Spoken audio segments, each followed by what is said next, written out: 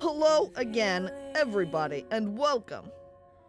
Continuing on with Seers Isle, where, as a recap for those who didn't see, we had this group of people from various places. They didn't all come from like the same village or anything. They all kind of gathered together on a singular boat to land here at this isle, where their goal is to go out and become a shaman.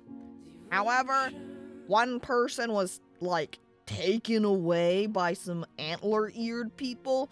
Another person was killed. One guy gave up and went back to the beach. He abandoned us. He was like, maybe I don't want to die. See ya. So I don't know how many people we're gonna end up with by the end when everyone gets like crowned shaman. We'll find out, I guess. Voted off the isle? Not quite. Some of the group members kind of got into an argument and kind of ended up killing them. So we killed him. Yeah.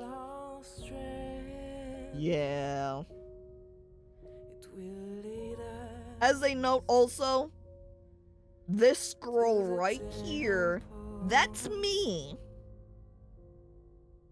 So in all of the choices that we're given as we're interacting with people is actually me asserting my influence over the people. Oh my god, that's true. At the very end, at that wrap-up Pt.2, we did kiss a girl. Yes, me right here kissing Arlen. Truly good ending point last stream. So let's continue from where we left off. Oh yeah, and Granny was there watching. Good times. Alright, so the slope gets steeper as they advance. The leafy underbrush of intermingled oaks, birch, and beech trees clears little by little. After a while, they realize that they are now surrounded by conifers. The path is half hidden beneath a carpet of brown needles. They continue in silence. Freya is at the head of the line, at ease in this familiar environment. Sort of familiar, I guess she comes from somewhere that's very foresty, because otherwise, technically, this particular environment is not familiar, because this is the first time we're all on this isle. The standing stones which mark the route are smaller now, forcing her to stop at each to seek out the next one. Duncan comes at the back.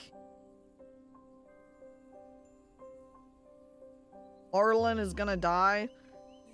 I feel like we've only got 4 people here now. Someone's gonna die. He tries to put on a brave face, but the exchange of blows with Eric the day before has earned him his share of bruises and strains. Freya turns back regularly to be sure that the rest of the group is not falling behind. When the sun is almost at its zenith, they arrive on a natural plateau. Oh, look at the trees. Freya stops to admire the landscape. Here, the view is less obstructed, but the forest seems to stretch endlessly in every direction. Listening carefully, she can hear the crystalline tinkling of the mountain stream. The others have caught up. Connor sits and stretches his tired legs. Oh, it's time for conversation. Now I have to recall the voices I gave everyone. I think his was like, it's a bit lacking in paved roads and some taverns wouldn't go amiss, but at least we're seeing the world. One more push, just a bit further, and I think there's a water source. Duncan points. That way? Yes? Why? If I stop now, I'm not sure I'll be able to get going again. I'll go in front if you want to stop for a few minutes to catch your breath. Pausing is like gonna blow out his steam or something. Hang on. Connor gets up. Duncan's right. If I sit down for too long, I'm going to doze off. If we take a break, we're all just going to fall asleep. This place is far too tranquil. They continue their walk, reinvigorated by the sound of running water getting closer and closer, and then they all need to take a bathroom break. She looks like she's gonna slide in over here, just whoops, splash. Freya guides them, and after crossing a boulder field, they discover a shallow stream. There's a waterfall further upstream. Pencil Man is dragging us down. It's time to shove him in the water and then continue on without him. There must be a natural pool carved out under the fall. It'll be ideal for us to freshen up and fill our flasks. Oh, is it time for showering under the waterfall? Arlen looks at the stream with interest. It looks like there's some fish. I'm more used to sea fishing with a net, but I could try to catch us a meal. Yeah, I like fish. I've got hooks and line in my bag. Oh, good idea. I'll go hunt while you do that. There's a good chance I can raise a hare or a partridge. Oh, maybe even a deer. Duncan lowers his head unhappily. He would like to be useful, but his wounds are troubling him. It kind of seems like both Duncan and Connor here not going to help out much. Maybe we could send them off to, like, maybe find some berries or mushrooms or some shit.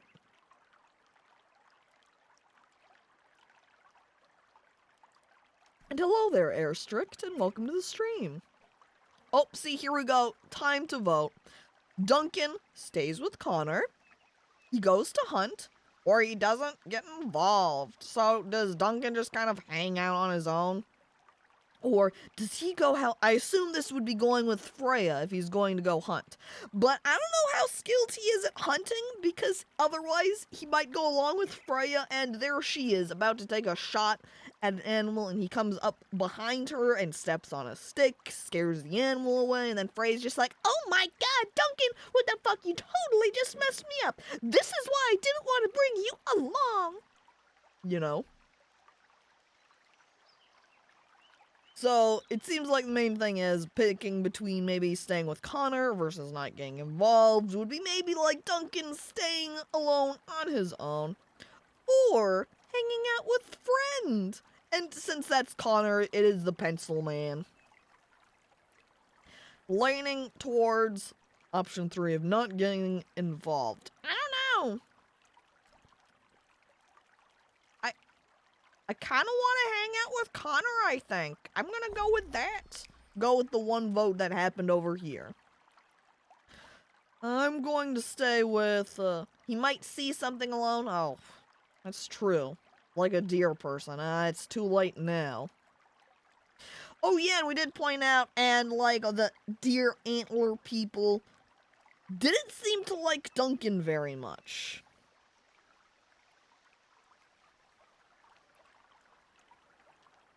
Duncan stops, discomposed. Jesus, look, he's lost all hope. There's nothing left for Duncan. He takes a deep breath, then resumes. What? What? They're railroading me. Can I go with you, Freya? This isn't what I picked. Freya stares at him, disbelief written all over her face. Mine too. I wanted to hang out with Connor, not Freya. It's Arlen who answers him. Look, Duncan, you've been struggling to walk since this morning. You'd do better to save your strength. Railroads, I know. Hello there, Watson, and welcome to the stream. Duncan looks in my direction. He could feel my influence on him, and then he like intentionally he like heard in the back of his mind, hang out with Connor, hang out with Connor, and he's about to be like, okay, I'll hang out with Connor, and he's like, wait, I recall how there seemed to be someone guiding my choices. I'm going to intentionally not hang out with Connor. Look at that side-eye glance over at me. For a moment, I sense that he sees me. Yes, you're probably right. If you want to make yourself useful, you can build the fire with Connor. That way we can cook our catch as soon as we get back. Ah, we're gonna hang out with Connor anyway. Duncan nods. Be careful and don't get too far away. Oh, don't worry, don't worry. Myself, I'm just going to go downriver a bit to find a calm spot. So she can go fishing alone. Connor and Duncan pick up their belongings and head towards the waterfall. Freya goes to the stream and crouches to fill her flask. Orlin does the same, smiles at her, then sets off, studying the river as she walks downstream. There's like a brief moment of connection. Maybe we need to reverse psychology Duncan. That might be what we have to start doing with him, yeah. She sees plenty of fish gliding below the surface, probably trout or salmon, but the current is too strong for her to let down her line. And she needs to find a branch to make a rod. But with the conifers which border the shores of the stream, that may be more difficult than she had thought.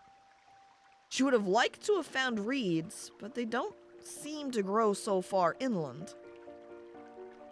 Arlen is considering this quandary when she hears the cry of a cormorant above her head. A cormorant? So far inland? What? Uh-oh. She shades her eyes with her hand and searches for the bird. And like mentally, I guess she's being transported to another place. For an instant, she is dazzled by the light. The sound of waves comes to her ears before her eyes have adjusted. The forest has given way to a thick fog. Under her feet, sand. In her nostrils, the salty smell of sea spray. On her left, she can make out the rocky promontory, which juts out to sea. She knows this cove. If she goes up the little path to the east, she will come across a small house that shelters her family. She's like getting a sort of flashback over where she lives. A shiver goes through Arlen. The weather is certainly not that of the springtime she had left a few moments earlier. Arlen follows the path up the cliffside and comes to a barren heath, sprinkled with heather. A little further, towards the sea, she can make out the shape of the house. As she gets closer, she notices that a sluggish smoke escapes the chimney.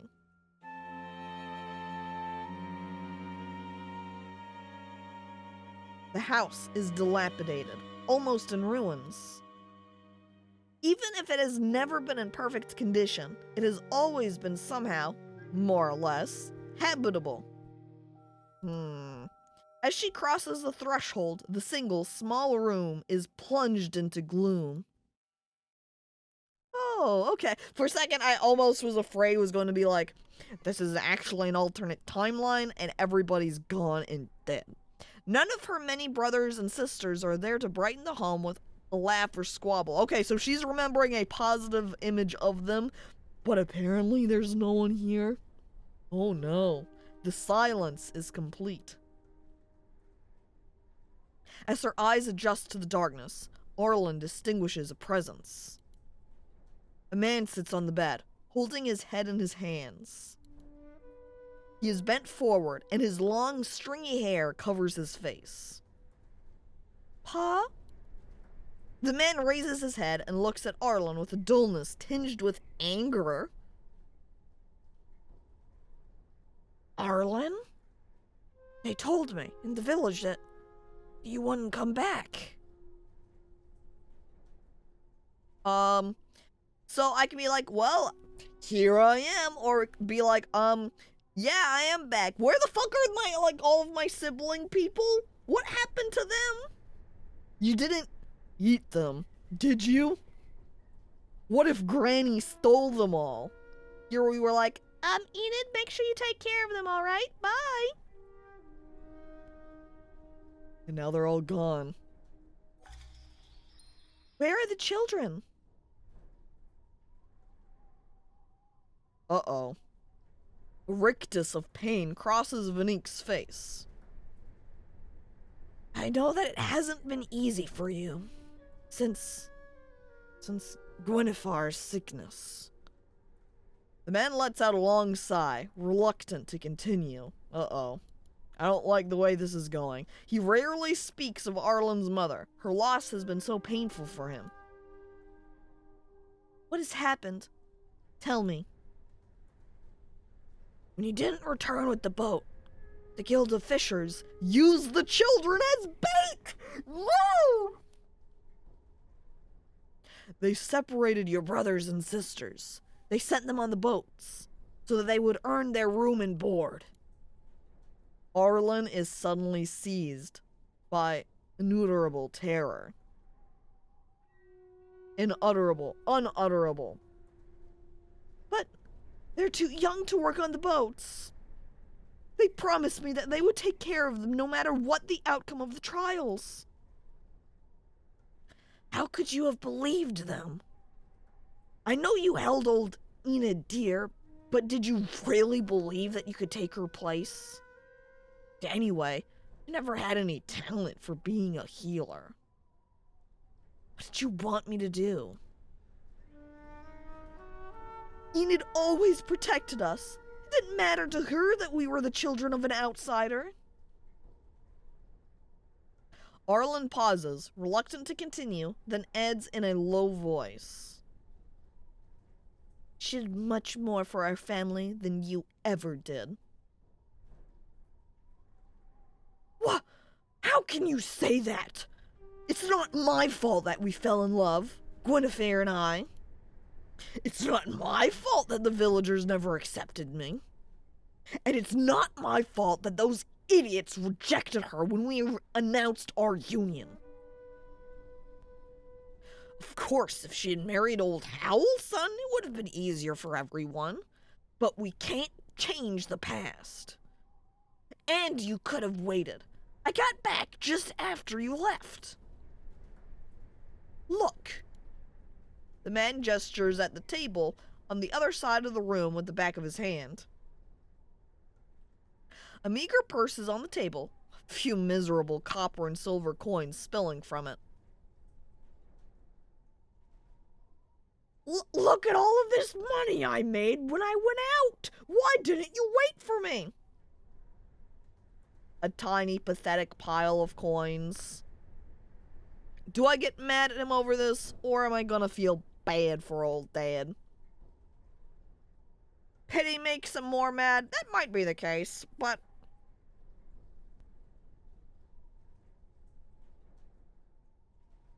would it make more sense for us to get angry? I feel like if we went for pitying, at least Arlen would be a little bit more kind of drawn back and be like, wow, holy shit, you're pathetic. I don't know. But it seems like we're going to pity him. Here we go.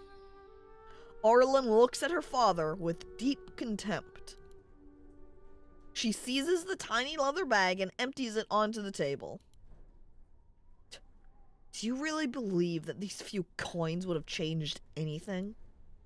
Since Mother died, you're never here. And if you came back just after I left, why didn't you stay and take care of your children? Is your family as unbearable to you as that?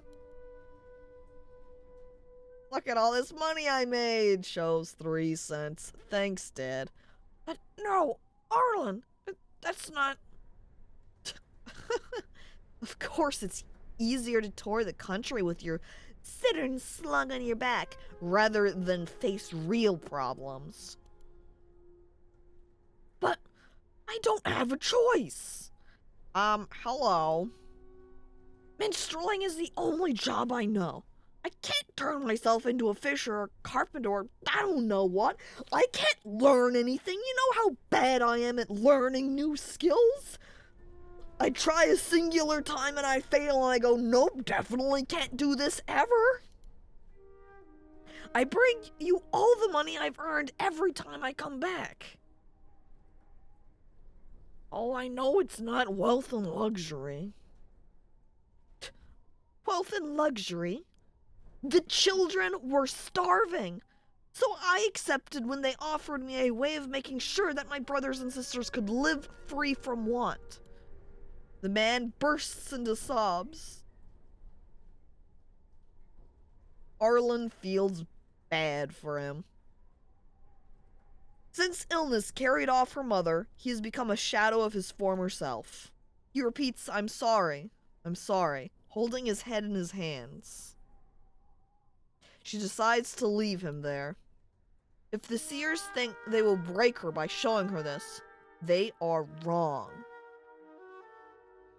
Arlen softly leaves the little house, closes the door, and returns her back down the cliffside path without a single glance behind her. Path to the village is deserted. It always is after the storm season, which marks the end of winter and the return of spring. Night has almost fallen when she reaches the main street. The sea air blows an icy, salt wind which has dispersed the fog and brought a fine drizzle. She crosses the marketplace towards the only two-story house, which dwarfs the crooked hovels that surround it. She taps at the door, then, getting no answer, knocks harder. Oh. A sickly-looking, middle-aged man finally answers. Who dares disturb me at this time? When his eyes fall on Arlen, the irritation, then the consternation, give way to a toothy grin. I don't like the way this is going already.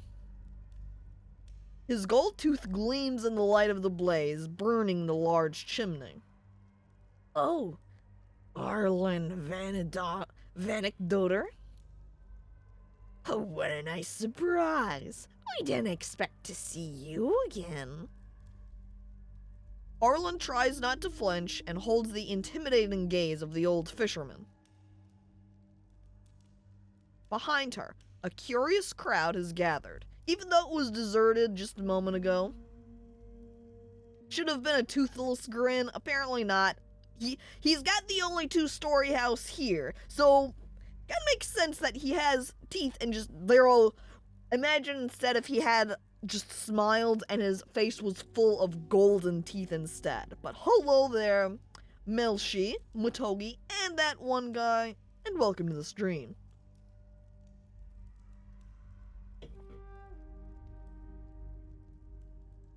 With a distracted ear, she hears the half-whispered remarks of the villagers. She ignores them, as she usually does. Here, she has always been the outsider's daughter, the one who is pointed at and carefully avoided. Where are my brothers and sisters? For the first time, the old man looks away. Behind her, two red-headed, muscled giants jostle through the crowd. What? Oh, okay. Is there a problem, Master Howl? Do you want us to escort the jester's daughter out of the village? No, let her say what she has to say. Howl turns his attention to Arlen. Arid is on one of my boats. She left for the high sea last week. She'll be back for Beltane. Conway took one of your brothers, the one with the ugly scar on his forehead. I regret to tell you he was carried off by a groundswell a little after in bulk. I think he died then. Conway's gone. The sea kept him. He probably fell off and everyone looked down at him in the water and was like, fuck the foreigner children. We don't care. We're not gonna try and save them. Rip.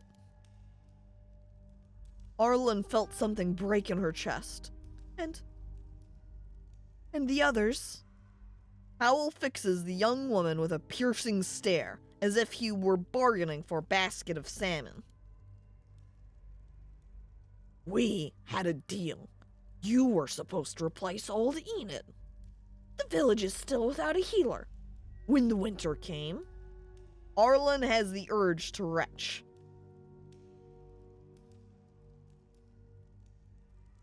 We didn't only lose your brothers and sisters. Alfred's son died too. So, winter came, food not looking good. They didn't feed any of my siblings.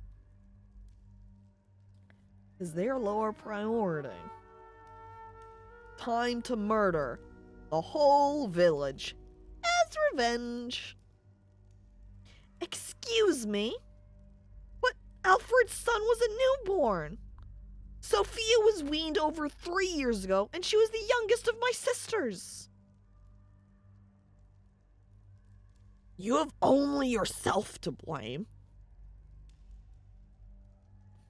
If you had returned before my bond, as is the custom, you probably could have healed your family. If you had just gotten back a little bit faster from your shaman journey, maybe everything would have been fine. Oh no, I'm spitting at him now. The henchmen seize her, each one taking her by an arm. Are we gonna take action and spit at him more? Or are we gonna back off? Because we've got now these 2 giant men pulling us back. No, yeah, fuck this guy. They fucked over all of my siblings pretty much. It sounds like maybe one of them is okay, but like everybody else might be dead. So we're gonna spit on him more. Take action. Uh-oh. I have to act. See, here I am. I'm interfering. Arlen looks at me. She sees me. I take a step forward, but she stops me immediately.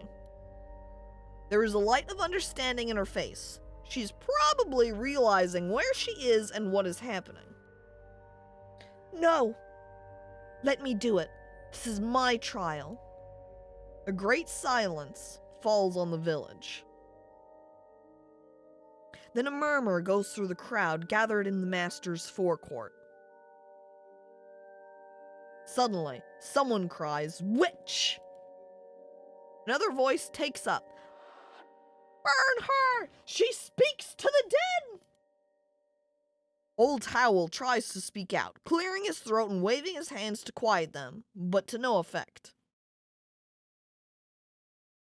Oh my god. The crowd is hysterical. They begin just eating me, maybe? Like, look at this guy over here. He's biting my leg. What the fuck? Someone shouts, "She's not a healer. She has succumbed to necromancy." The master's 2 lackeys try to protect Arlen as best they can, but the villagers have transformed into savage beasts. Oh no. They're all gremlin people now, yeah. A woman grabs her by the collar. They literally sent her to a mystic trial to gain magical powers. See, but that's not talking to the dead.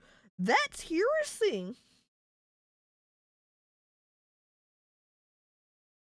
A man pulls the other way on her leather surcoat. Oh. The cord finally gives, knocking Arlen's breath out of her. And thus my fire powers activate.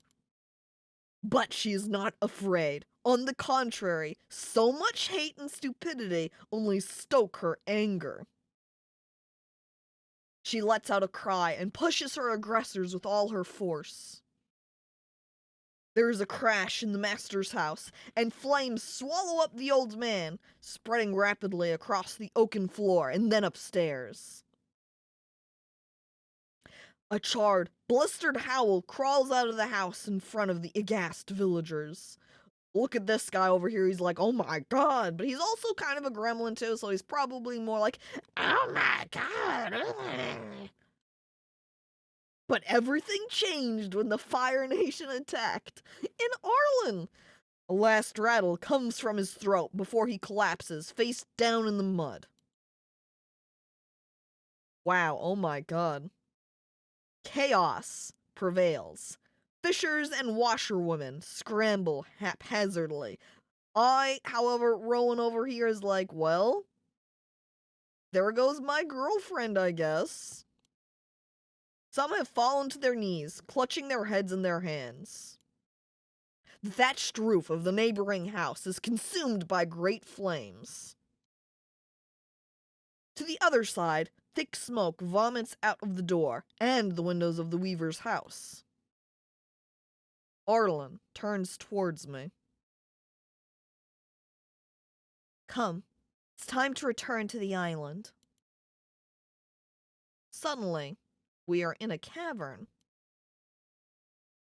There is a sulphurous odor in the sharp, clean air of the cave. Did we just hallucinate because we were sniffing some sulfur fumes?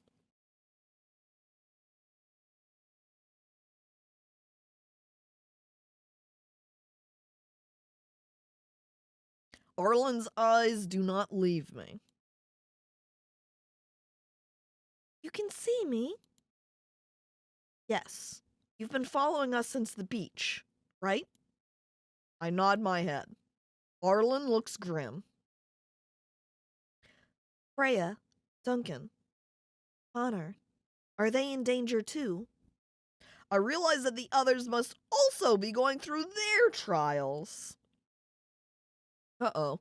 Oh, yes. I have to help them. I'm coming with you. No, you'll be no help to them.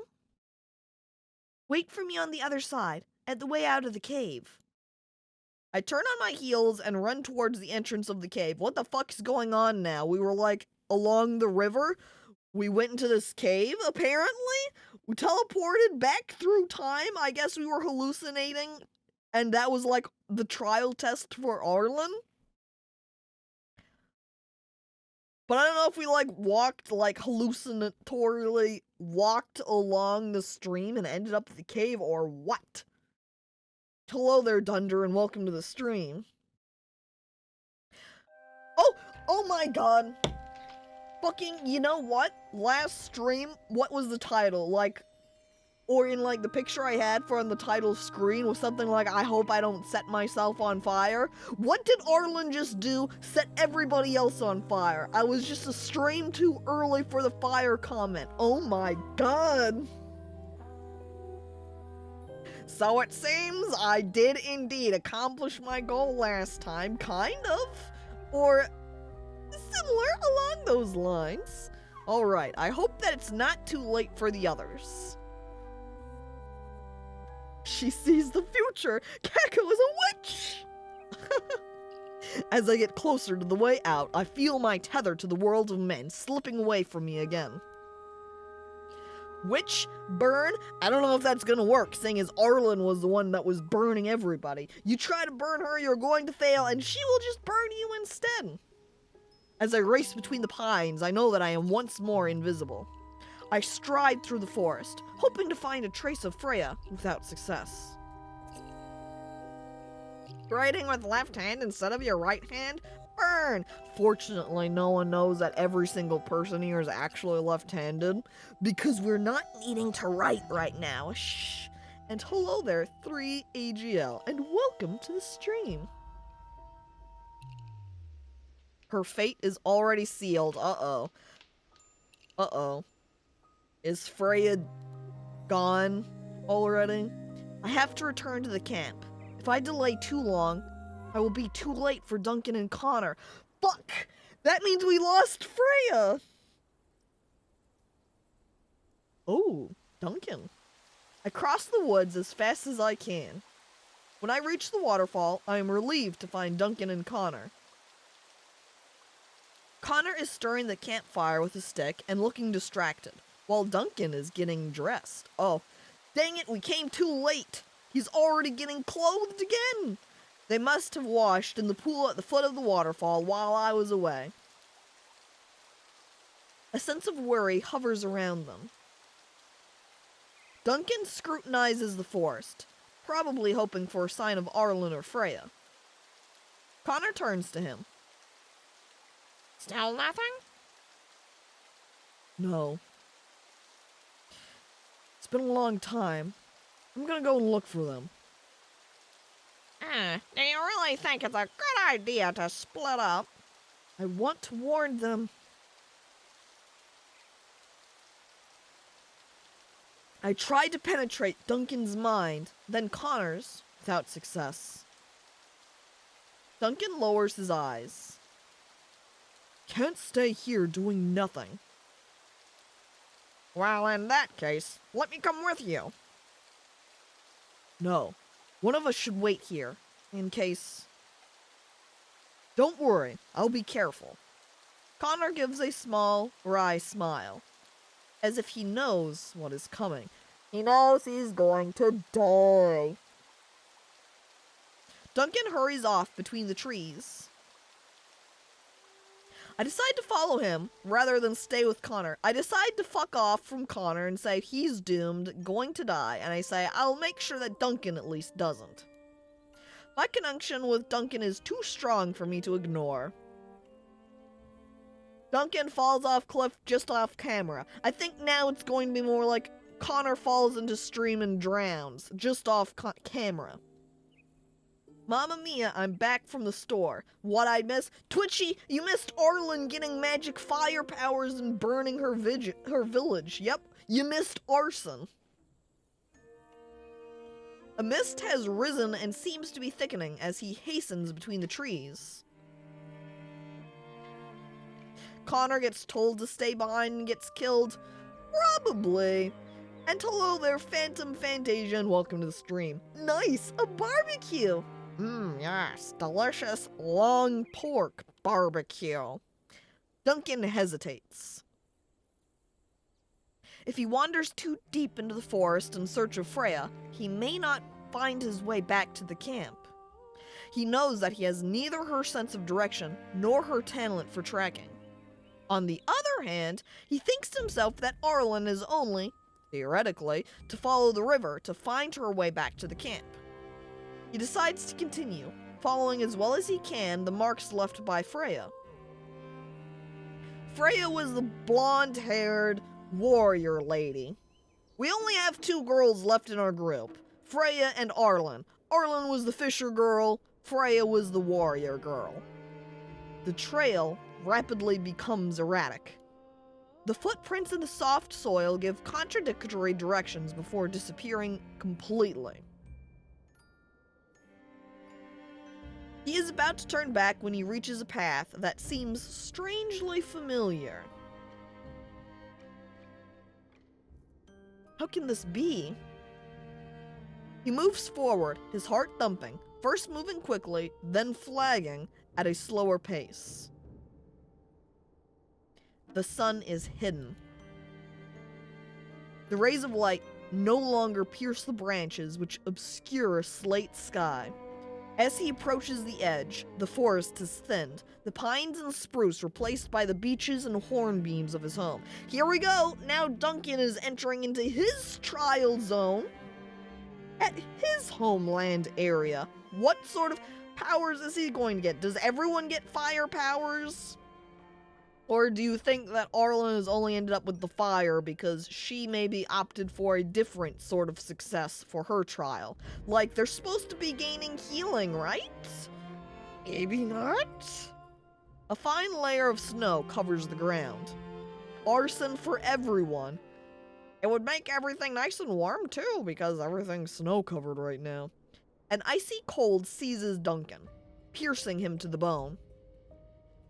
Old man! Far away at the forest edge, just before the incline which leads to the castle, a hooded silhouette faces him. The long walking stick that he holds in his left hand, crooked and deformed by its many knots, is instantly recognizable. Duncan turns into Elsa. Let it go! Let it go! However, there is something strange and different about the old man's posture. Uncle Les? His cheeks are hollowed by hunger, and his eyes are feverish. Is that blood on his shirt? I'm, hollowed by hunger, eyes. He's not a zombie. There's not cannibalism happening here, right? Uh-oh. This is not the laughing, reassuring confidant, burly, despite his venerable age, that he had left a few days earlier to come to the island. He regards Duncan with haggard eyes. Duncan, you come too late. Much too late. Your father waited for you until Lugnazd, then he lost patience. What happened? There were skirmishes with the clan of the deer during the summer. They surprised me as I was gathering herbs. Uh-oh. And thank you for following, Colonel Jack. Appreciated. And at the same time, Nas resubscribing for 8 months. Typed in dweeb streams, and this was the first stream that came up. Hey. If this is the first stream that comes up when you type in dweeb streams, that sounds like exceptionally good searching results. What do they call that? Search engine optimization? That's very good for my channel, I think. If you can just search dweeb streams and here's mine. But thank you, Nas. Appreciated. They took me hostage. It lasted a long time. Laith grimaces with pain. The specter of death can be glimpsed in his eyes. And then your father, with no one to hold back his demons. Leith is quiet. The two men know that there is no need to say more. He killed everybody in town.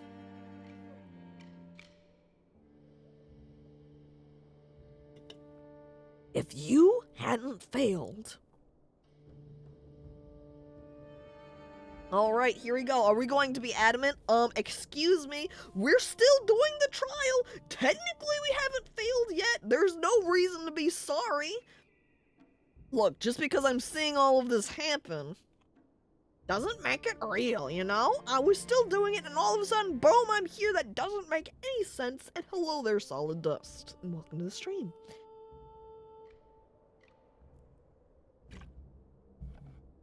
Kill the other village? Duncan puts his hands out, flames appearing in both, and says, Laith, why don't we go pay that other village a visit? Everyone's definitely on the same side here. Hello, excuse me, uncle, we have not failed yet? But I haven't failed. All of that hasn't happened. I've passed all the tests. I'm on my way to the summit. Not failed. Not failed. Truly. 6 moons have passed since you left. Look around you. Winter has returned. No, that hasn't happened yet. I'm going to succeed, and I'll be there to help the clan if this disaster does happen. Laith looks at Duncan with haunted eyes, as if he didn't understand what he had said. What exactly happened, Uncle Leith? 6 moons, so about a week. I think when they say moons like that, I think they refer more to, like, how many full moons have passed. Rather than, yeah, a moon cycle, rather than just observing the fact that the moon is in the sky. A lunar calendar, yeah. There was a council of the clans at Letha. Your father demanded a reckoning of old Harald, the chief of the Deer clan, for the farm that was pillaged in the spring. I'd warned him not to attack him head-on, that Harold would deny the facts. No, it's been a week. They're just impatient, Petrie asserts. Sure. All the more because we had no proof to lay blame.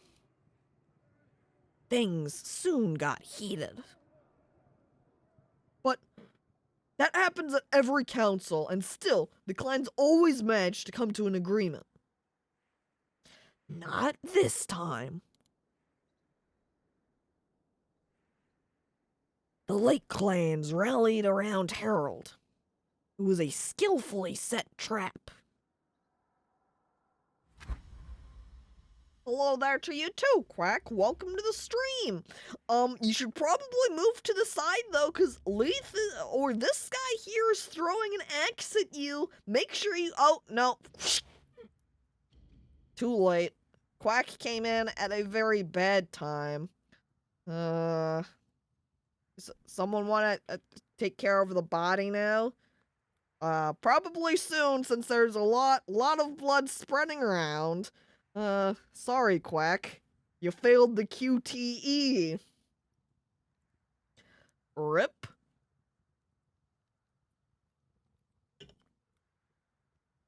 How the tide of battle turns. Yep, because your father, in a burst of rage, buried his axe in old Harold's skull. His son, a young mad dog, thinks only of avenging him. I should have been there. I could have done something. I don't believe you could have done anything. There were scuffles all summer. Your brother Olaf was wounded in an attack while he was hunting near the lake. Petra, you said here that I was, Elsa. Well, apparently I have a brother named Olaf, so that kind of fits. They took me when I went to find herbs to save him. In the fall, the fighting intensified. Your father attacked the fort of the Deer clan and took it. But, as usual, he didn't consider the price he'd have to pay. The harvests, which were already poor, as the stars had predicted, were destroyed by the clashes. Uh-oh. There was famine. Our clan was starving. Sickness carried off your elder brother, Gunnar, last month. What? Gunnar, no! Your father's favorite, Bjornsson, was killed during the siege. No, not my other brother, Bjorn! You are the only one left. Now I'm the only brother. You are the last heir. Oh no. But it's not my fault, or I should have been there. I mean, I can't exactly be to blame. It's not like anybody knew how long these trials were going to take in the first place. Like, hello?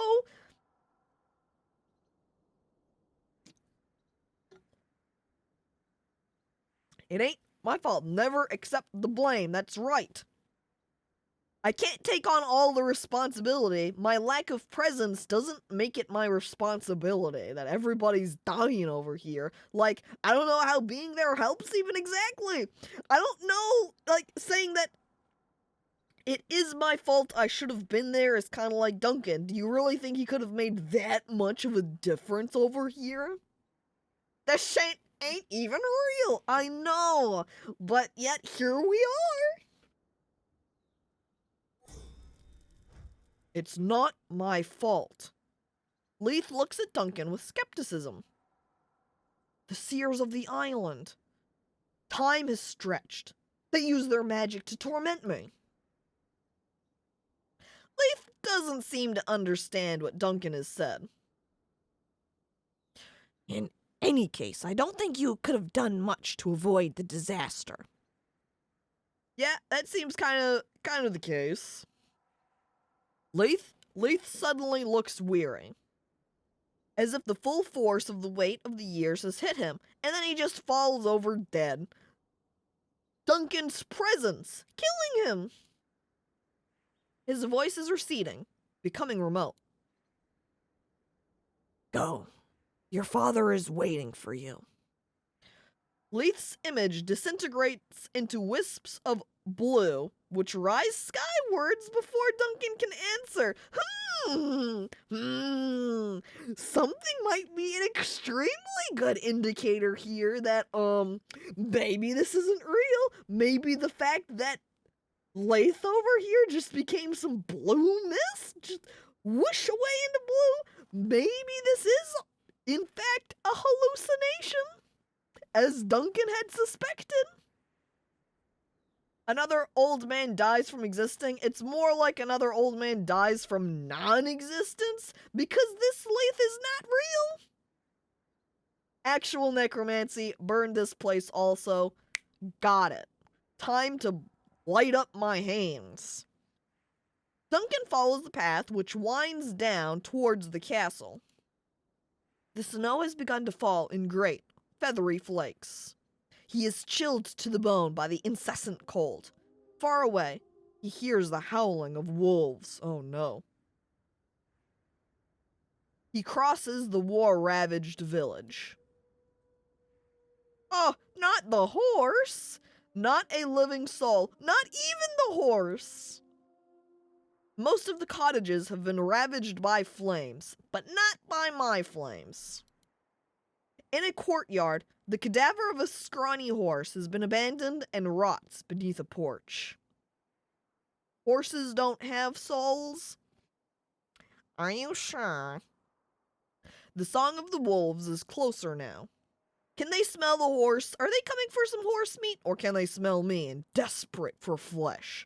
They come to consume Duncan. Oh, dead. The castle is in ruins. Remains of the great hall is plunged in gloom. Disorder rules. The great hearth is extinguished despite the glacial cold. A hoarse shout sounds through the room. Duncan squints. There is someone slumped in the master's place, on the platform which holds the table of honor, at the end of the room. Father? A huge man rises, comes around the table, and approaches Duncan. What's with all of these giant men? But the man doesn't seem to recognize Duncan. His vacant eyes are stripped of emotion. He holds up his axe, chops Duncan in half, and then goes back down to sitting. He grasps the axe. Uh-oh. Are we going to fight dear old dad? Or are we going to try and talk with him? Violence or reason? Patricide. I mean, that is an option.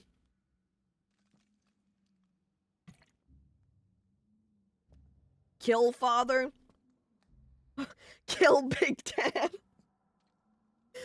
Duncan wouldn't be able to kill him anyway. He has a gentle soul. That's true. Because, we went, during our battle with Eric, Duncan was just going to let Eric kill him because he didn't want to do it himself. He didn't want to kill Eric, and he's like, fine, whatever, Eric. You win. Kill me.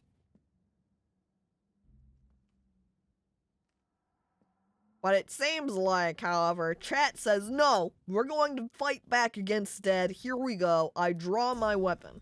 Kill Big Dad. Oh my god, Jesus Christ. Dad, holy shit. Oh my god.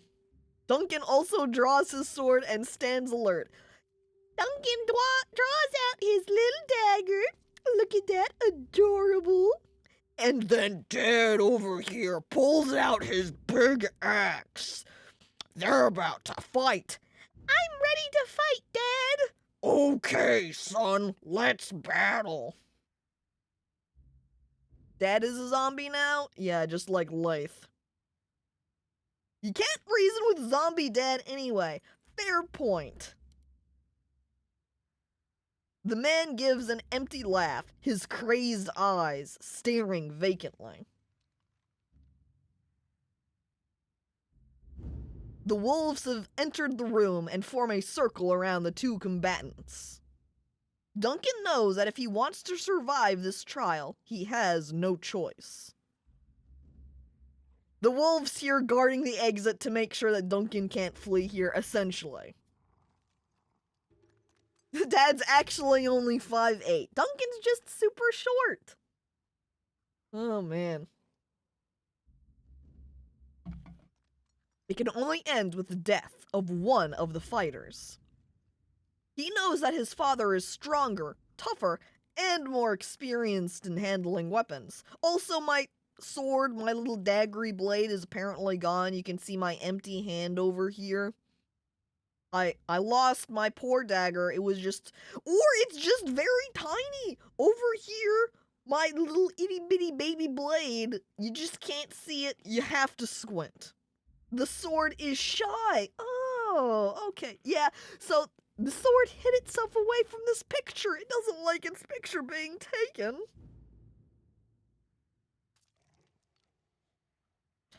The longer the confrontation lasts, the more the balance will fall against the younger man. He has to take a decision, and he has to take it now. We're not wimpy babies, right, chat? We're gonna fight against Big Dad. We take our little tiny blade so that we can fight our father. We attack.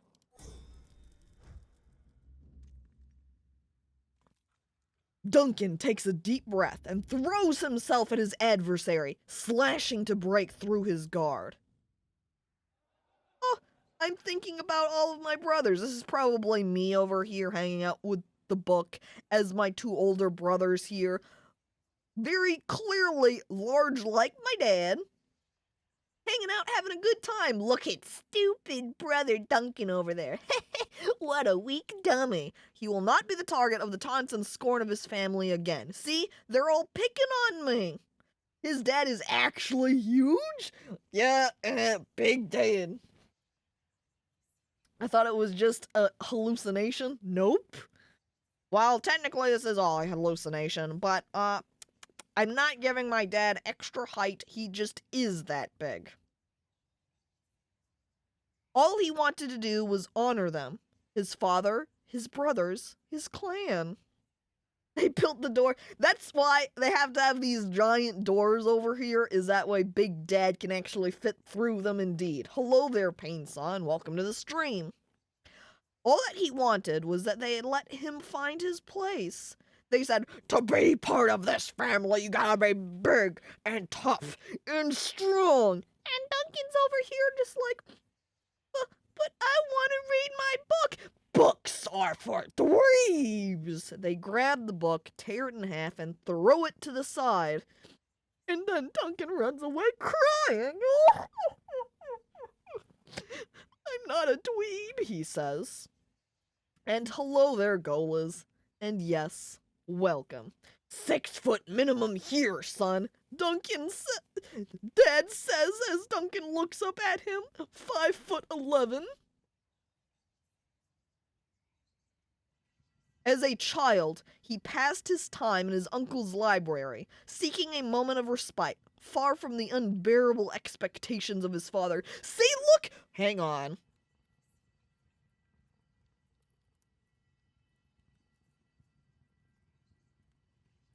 Do you see that in the book?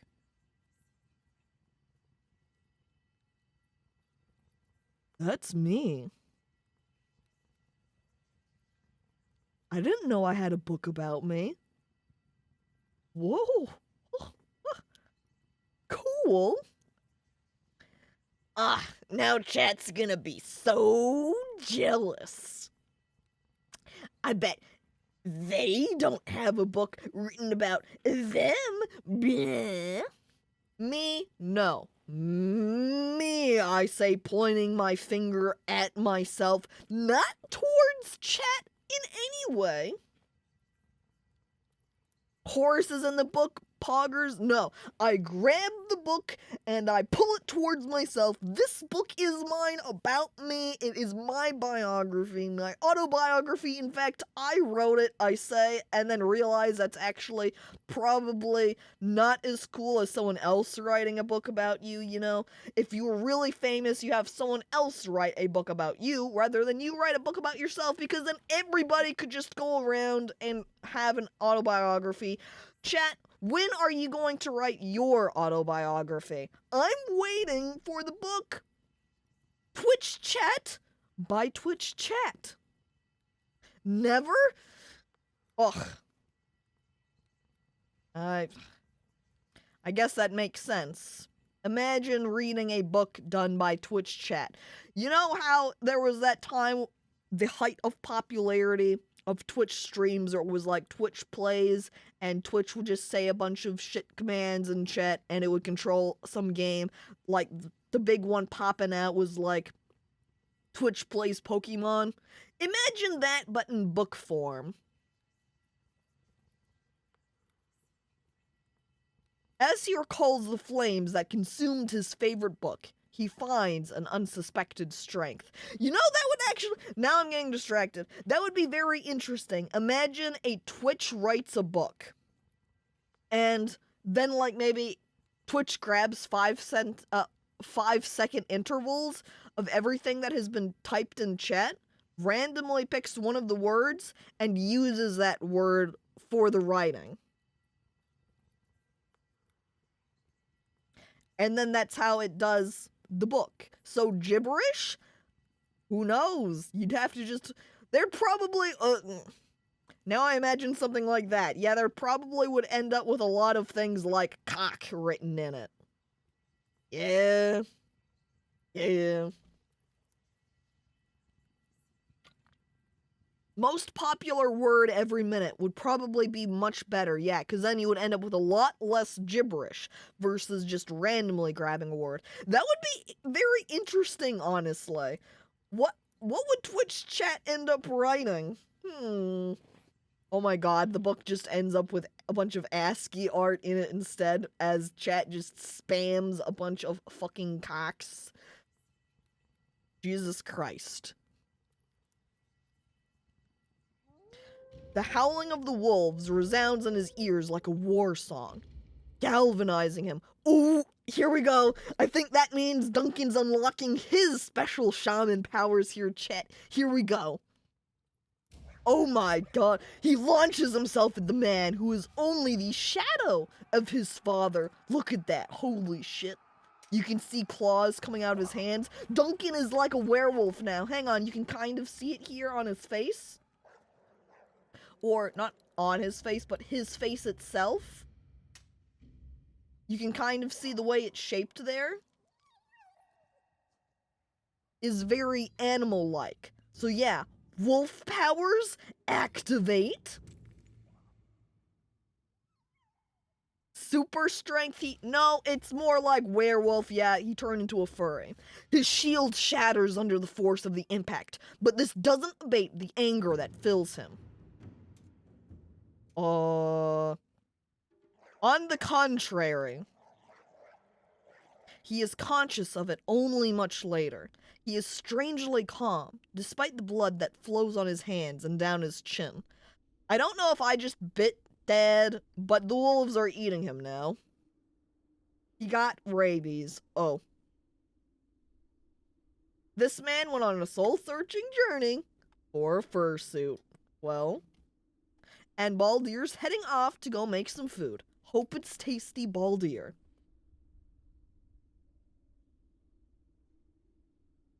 When he looks around himself, the castle is gone.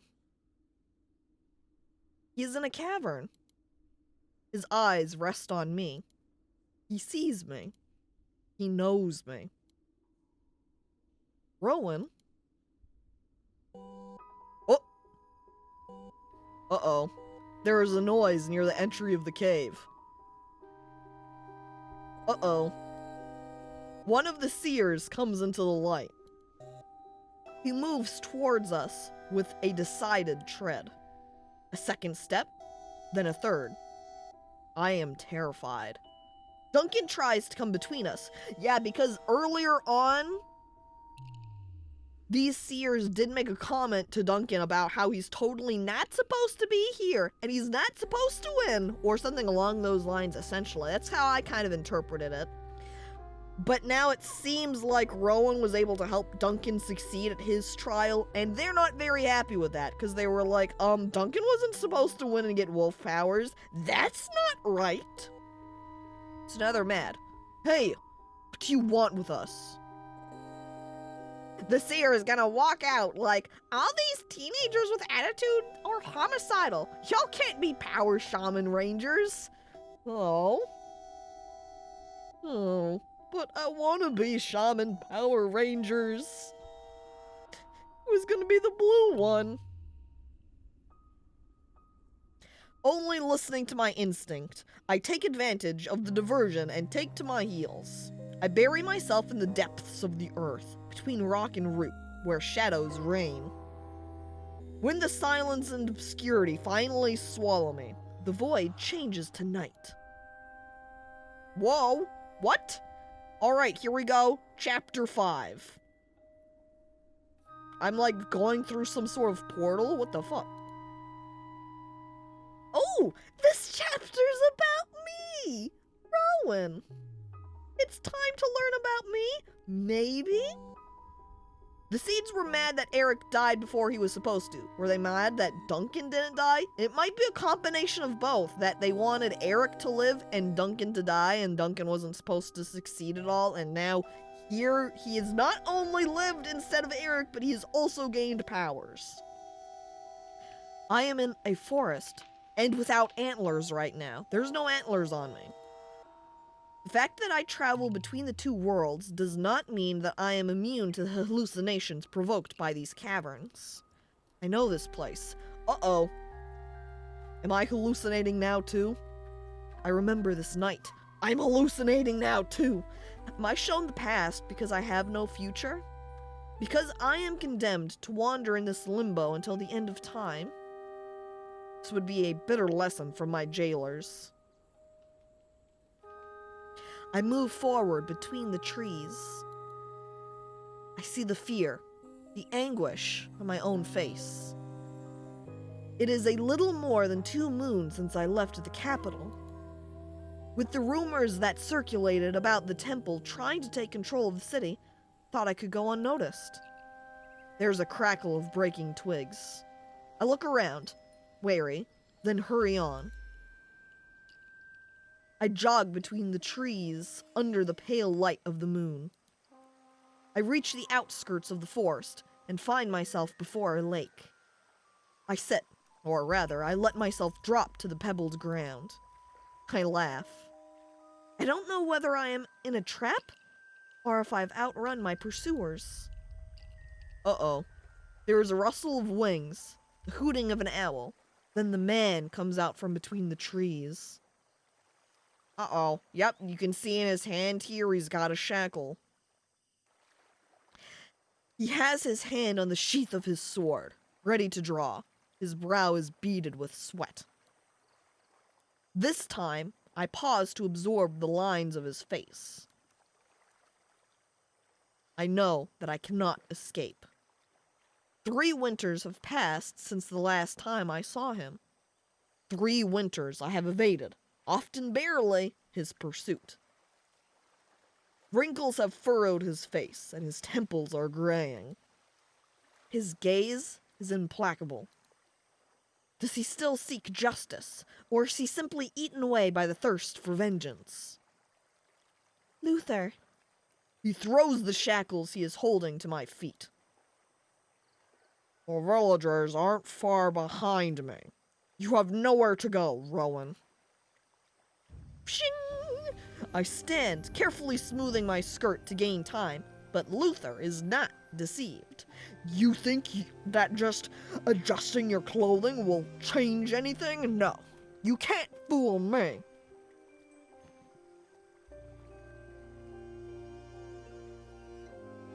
Don't be foolish. If you give yourself up, it's the Seers who will judge you for your transgressions. But if you resist, I will be obliged to administer my own justice, as tradition dictates. Alright, should I have fought, or should I have given myself up in this case? You can see my eyes over here, very combative. Apparently I've been managing to avoid this guy for a very long time, and so far, in Arlen's, fate that we watched, in Duncan's fate that we watched, both of their cases, when they succeeded their little trial cases, they were, standing up for themselves, essentially. So, I feel like then Rowan should maybe do the same thing, that she should be, standing up for herself, rather than just, surrendering. But we don't even know why she's running yet. Yeah, I don't know why she's running either. I don't know that... We don't know that much about Rowan, so... The most now that we've learned from this little, sequence here is that I assume I was from the city, and I was trying to escape the city for some reason, and maybe? To avoid something? I don't know. Let's say I should have fought. I know what happens next. It is useless to try and change things. What must be, will be. Then again, if one thing is sure, it's that I don't regret resisting to the very end. I bend, pick up the irons, and throw them in Luther's face. Aha! An impromptu weapon! This is what you get for just setting it down nearby me. Wah! I say, throwing it at him. He bats them away with the back of his hand, then he springs to attention, the point of his sword at my throat. Pfft, he just, whacks out of the way like it's just a little bug. Wretch! How could you dare throw that shackle at me? That's basically witchcraft! Let me go! I am innocent! Never! Luther, if you come near me... A gleam flickers between the trees on the left. A torch. Uh-oh. Now I'm surrounded. Uh-oh, they've got a dog too. Oh. I hear a villager cry, "She's there!" Then sound his hunting horn. Other lights erupt from the dark mass of the forest. That means there's a lot more than just 4 people searching for me. I am trapped. I turn towards the lake in a moment of panic, searching for an escape route. Swim, swim, swim, swim. Luther takes advantage of this opening to strike me on the back of the neck with the flat of his blade. I see myself sag onto the beach, like a rag doll. Forest disappears. I am back in the cavern. I lurch, disoriented by the abrupt time shift, then fall to my knees. Hello there, Teller, and welcome to the stream. There is the sound of footsteps, at some distance above. I turn towards the source of the light. Oh! It's Jennifer! Flanked by 2 of the Seers, who guide her towards the summit. Oh my god. So, here Arlen and Duncan had to have an intense mental battle trial, whereas Jennifer over here was personally guided by the Seers to success. Damn, Jennifer. Hardcore. Not dead, it seems. It's her kids? You know, it could be. There are 2 of them here. Is this still the same playthrough or a new one? Same playthrough. We're just continuing from where we left off. Or, technically though, you would have missed some at some point, so there is a little bit of gap. Her face is blank. Empty. Uh-oh. I don't like the sound of that. Stay hidden or attract her attention. What's it gonna be? She's being led along by the Seers, and it seems like I'm not really wanting to be caught by the Seers myself, and if I try attracting her attention, that would attract the attention of the Seers, so I'm not entirely sure if that's what we want to do. However, with her face being blank and empty, Do I want her to be going along with the Seers? I don't know.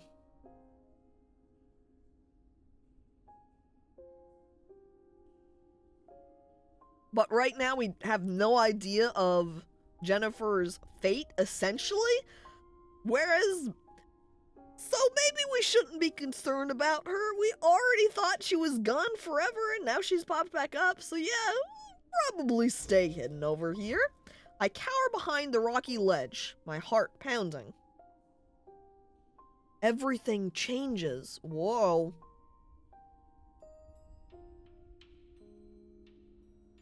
I am dazzled by the brilliant blue of a mountain sky. Jennifer is concluding her pact with the Seers. Her shaman pact, or a pact for something else. They present her with a fruit from the flame tree, the vessel of their magic in the world of men. It's almost inconceivable that such a small piece, almost a seed, should be enough to become a shaman. Alright, there we go. So she did or is succeeding and is becoming a shaman here. She's gonna consume this, maybe? And then boom, magic. If we stay hidden, we can sneak up on her and demonstrate the secrets of CQC on her. We run out and do it now, though. We steal the seed. We steal that little piece. We consume it ourselves.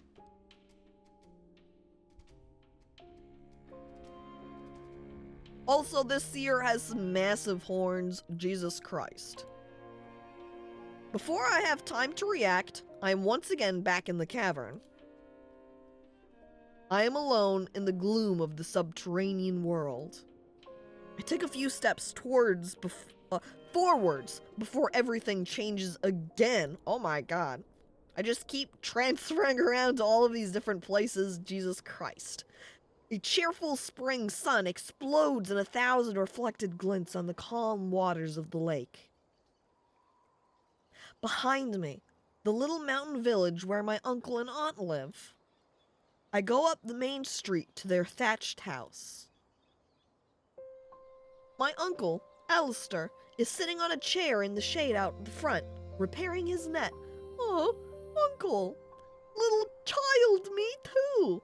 The Rowan who appears in the frame of the door is still a child! She hasn't been marked by the years of drifting, obliged to always cast a nervous eye over her shoulder. I bend and kiss my uncle on the cheek. He puts his work down in his lap and looks at me with a father's fondness. They hadn't been able to have children, he and my aunt, and despite the tragedy which marked my arrival in their home, they had always considered me as their daughter. Your aunt is preparing black currant tarts for the Beltane vigil this evening. Did you ask her if she needs some help in the kitchen? I smile and look at my feet, bashful. Oh, yes, I asked her. She told me not to stay shut up inside on such a beautiful day. And I promised Gavin that I'd help him gather berries. Alistair raises an eyebrow. Gavin? Yes, you know, Luther's son. My uncle sighs. I've told you 1,000 times you shouldn't hang about with that family. Yeah, because if you recall, we kissed Orlin earlier, so we're from the same village that Orlin is.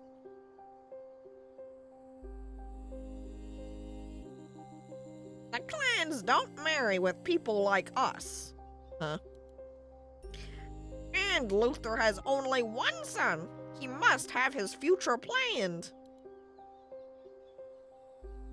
Am I saying that I'm going to go pick berries with my friend dude here because it's romantic berry picking rather than just friendship berry picking? Excuse me, Father, we're just friends. Don't? Or, excuse me, Uncle, we're just friends. I know that's not true. You're in love. What? No, I don't like him, I swear. I say, trying to hide my feelings. I hate traditions. Uncle, I'm into girls. That's right. I did kiss Arlen earlier. I guess we'll go ahead and go with it's not fair. Even after all these years, these absurd rules still make me angry. Everyone should be able to choose their own destiny, or at least their own partner. It's ridiculous. Alistair sighs again. I know, but there's nothing we can do. Father was clan chief, if he was still with us. But after what happened with your mother... I am overcome with sadness, as I am every time someone speaks of what happened to my parents. They had been dead for 3 years, but the pain of their absence is a needle in the heart that has not gone away. Yeah, I don't imagine it's very easy to just stop feeling sadness over losing your parents. Jesus. Alistair looks at me kindly, and I force a smile. My uncle and my aunt have welcomed me with open arms, and they do all they can to make me happy. Go on, run along, but get home before nightfall, okay? We mustn't be late for the banquet in the village square. I climb the knoll towards the cromlech. I am the first to reach the summit. Gavin shouldn't be long. I sit at the foot of a megalith and daydream as I admire the view of the village, the creek, the lake. I am interrupted by a child's voice behind me. Oh, please, Gavin, let me come with you. Father forbade you, Fiona. You know it's dangerous to go into the woods. Gavin comes up the path at a brisk walk. His little sister trots beside him, trying not to get left behind. Ugh. My date is coming up here and has been trapped with a third wheel. I wave to him and he waves back. But I'll be good. I promise. And you'll protect me, Gavin, with your bow. Gavin just freely holding the bow. He doesn't have like a quiver or anything for the arrows even. He's just carrying them along. Go away, Fiona. I'm trying to go on a date. Oh, man.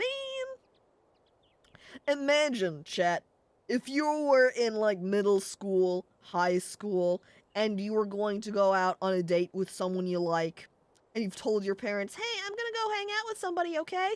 And your parent is like, all right, I'll let you go if you take along your younger sibling. And you're like, God damn it.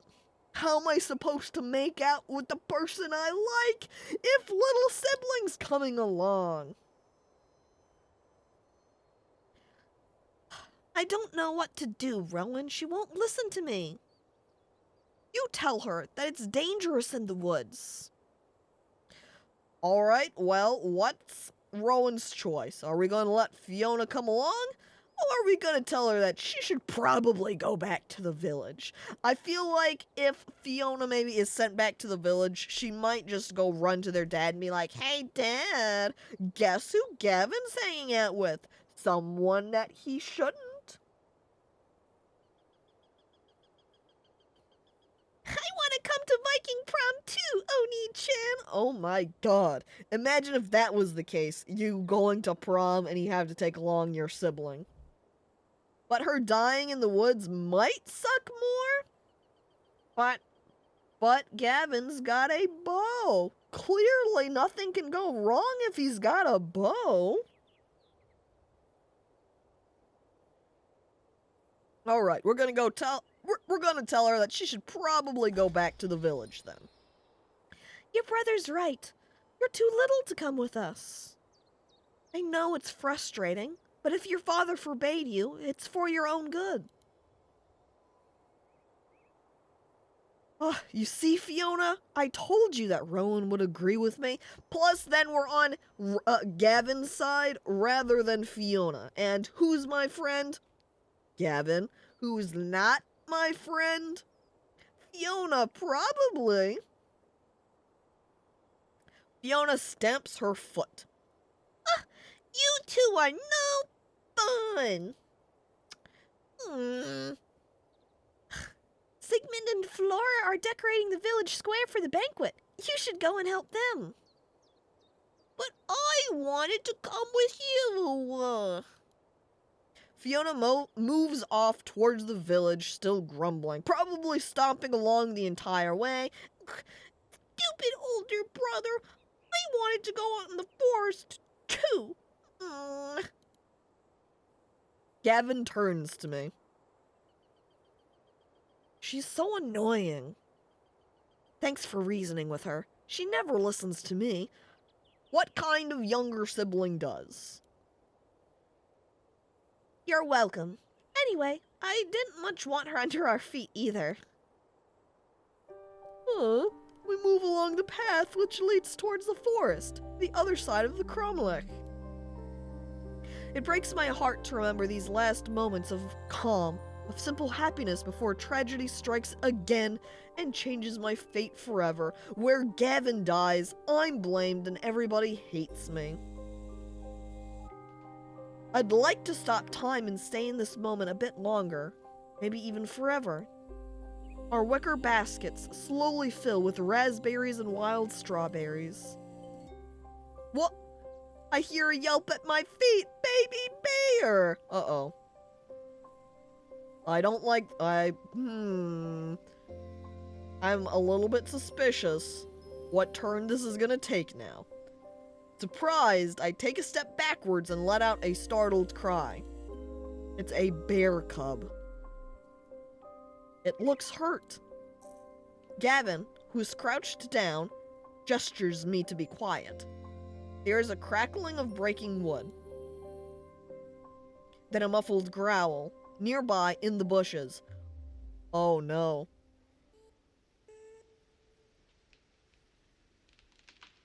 Uh-oh. Behind me, I hear a high-pitched scream. I turn around. It's Fiona, who has followed us and whose head, topped with a halo of blonde curls, peeks from behind a tree trunk. I signal her to hide. When I turn back to Gavin, I see that he has drawn his bow and is preparing to loose an arrow in the general direction of the growling. Before I have time to stop him, the arrow has flown. Gavin over here with a whopping 2 arrows, definitely going to make a difference to Giant Mama Bear. There is a furious howl. The bear cub yaps wildly. I am paralyzed with fear. The bear charges. A great swipe of its claws rips out Gavin's throat and he falls to the ground. The predator drops onto his chest. The blood gurgles from the open wound. Gavin throws me a last disbelieving look, then his soul leaves his eyes, and he is nothing more than a motionless puppet. The bear turns her attention to me and lets out a long growl. Instinctively, I raise a hand towards the beast and take a step forward. She watches me with surprise. I take another step forward, trying not to let myself succumb to fear. The beast ambles towards me, sniffs my hand, and looks at me sadly. The cub lets out a plaintive yelp. The great predator turns to her offspring, picks him up with her mouth, and disappears slowly into the ferns. Everything is quiet again. Fiona, who has witnessed the scene, is terror-stricken. I open my mouth to say something, to comfort her perhaps, but she turns and runs towards the village. I let myself fall to the ground and burst into tears. Suddenly, I am once more in the gloom of the cave.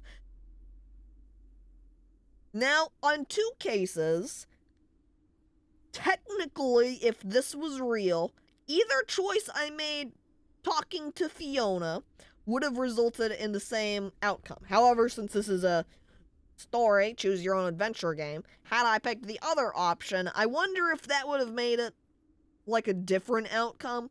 Instead of Gavin getting killed, would Fiona have gotten killed? I'm not sure. So then maybe Gavin would hate me for allowing her to come along? I don't know. Suddenly, I'm once more in the gloom of the cave. I am alone. I think I have shaken off the Seers. Aren't we just tripping on shrooms? It's more like we're tripping on cave fumes, I think. Which could be partially the result of some spore fungus, sure. Gavin would bravely die instead of it being somber. In the center is Connor. Oh, Connor's here. Okay. Connor has managed to not fall into the water and die, so there's that. He seems to be conversing with some unseen person. As I approach him, everything changes. Alright, here we go. We're going into Connor's flashback. Or, not flashback, but flash future? We are in a large room with stone walls. At the end of the room, the solar symbol of the one god. Uh-oh. The dagger there, began by being obscured by the subtitles here. I realize that we are inside the temple. During my stay in the capital, I hadn't been able to resist. I had braved the danger and visited the edifice. We must be in the priest's quarters, which are forbidden to laymen. An old man in white robes faces Connor and places a condescending hand on his shoulder. He places his hand down in a very condescending manner. Fucking child over here. Connor seems surprised. I am too far away to hear what they are saying. Without warning, the man pulls a long knife from his robe and plunges it into Connor's chest. Oh shit. Connor's surprise changes to shock as he slides down the large desk. We are in the cave. Connor is lying on the ground.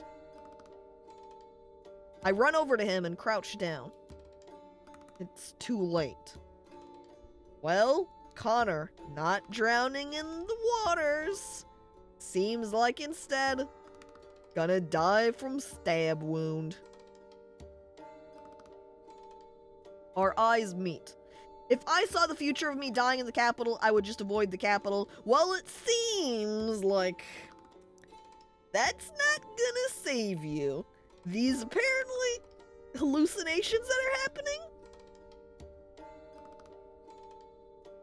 If it happens to you in the dream world, it happens to you in real life too.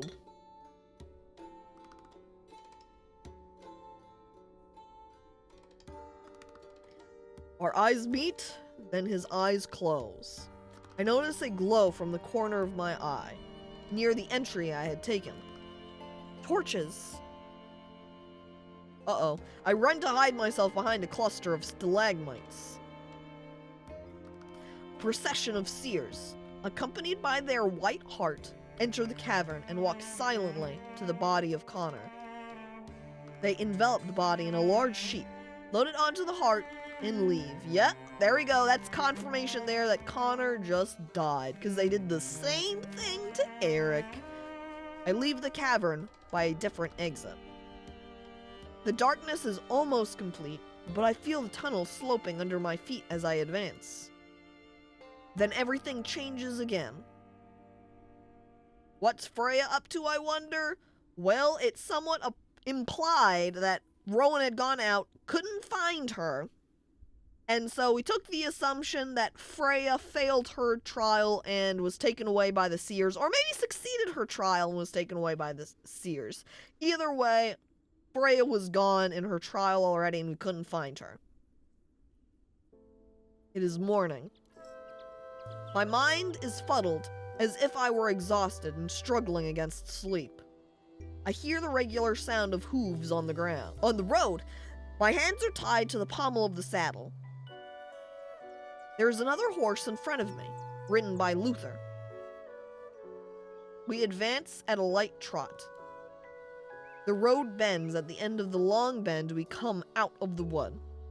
And at the end of the long bend, we come out of the wood. The salt smell hits my nostrils. The road winds down to the port, and after the iridescent immensity of the ocean which reflects the first rays of sunrise. Luther stops our horses to admire the vista, and then turns to me. Ah, you're awake. He tugs on the tether to bring my horse alongside him, and pulls a goatskin flask from his satchel. He makes me drink. The liquid is bitter and salty. My head is spinning. We're almost there.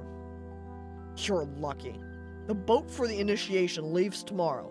You won't have to languish in a cell too long. I scowl at him. He smiles at me.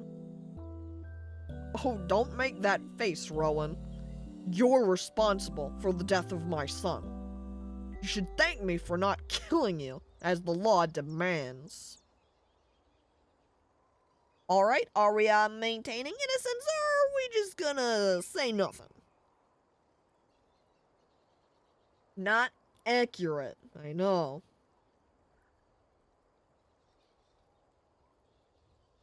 Alright, so we're not gonna take it from him. He's gonna be like, you should thank me for not killing you, seeing as you killed my son. And we're like, we didn't kill your son, it was a bear!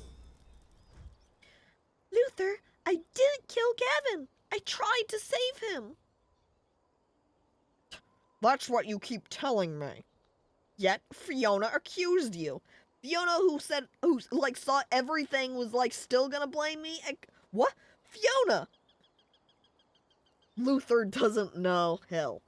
Hello there, Gray, and welcome to the stream. Fiona! Angry with the fact that I didn't let her come along, and now her brother's dead, blames me for it. She was a child! You influenced her! You did something unnatural that evening when you ran away. The whole village witnessed it.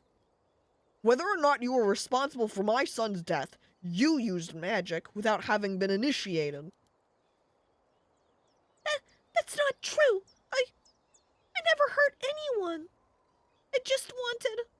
I feel faint. My head is spinning. So, it seems like Shaman can use magic powers, I assume. However, I have not been, brought in as a shaman, haven't been initiated, haven't had that trial, and yet here I am using magic anyway. So everyone's like, yo, what the fuck? After so many years chasing you, don't know what to think anymore. Either you are responsible for the death of my son, or you saved my daughter from certain death. That's why I decided to let the Seers judge you. So maybe deciding between bringing along Fiona or saying, stay back, would have changed who died there? I don't know. I lose consciousness. I am woken by the sound of the waves. Jennifer? I am on a boat. Someone is bent over me. She's coming around. My head is spinning. Whoa! A group of strangers is staring at me curiously? What? I get up. The island stretches before us? We see the beach with its wrecks and pale rocky cliffs. We made a comment, that they felt like they forgot about somebody. Apparently, I guess it was Rowan? Where's Carpenter Guy? And Eric. They might be somewhere else on the ship. Maybe. We see the beach with its wrecks and pale rocky cliffs. Further away, in the mist, the summit is like a tooth tearing at the sky. Yeah, see? There's Carpenter Guy over there, and there's Eric right here. So they all are still on the ship too. We're nearing a beach. There. Do you see it? There's an undercurrent. If we put in head on, we won't have time to maneuver to avoid the reefs. I see it. But if we keep the sail full, with the sea breeze, we should be fine. Right? We're losing speed. If we don't do something, we'll drift towards the cliffs before we reach the shore. Listen, I don't want to be a killjoy, but have you seen those big black clouds? The rain begins to fall. The storm doesn't feel natural. They turn to look at Arlen.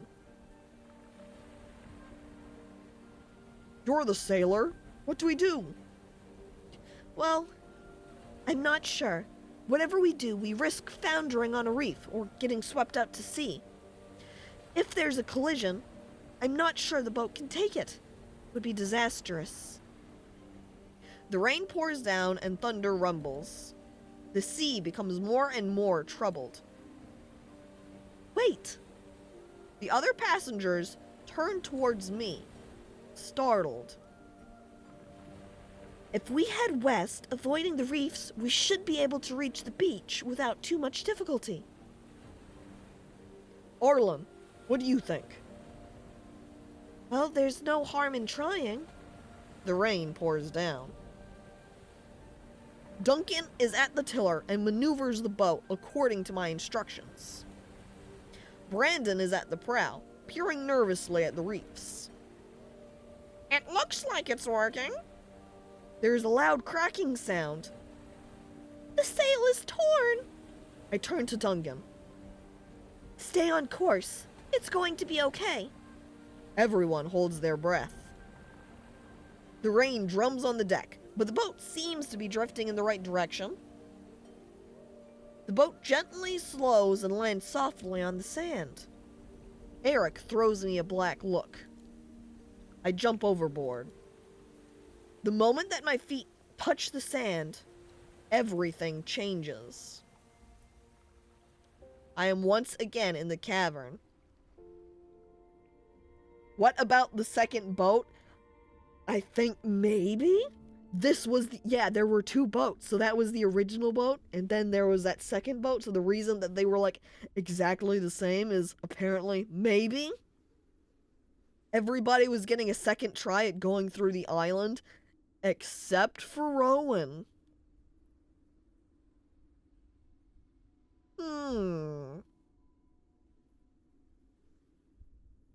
There's definitely some shenanigans going on here, yeah.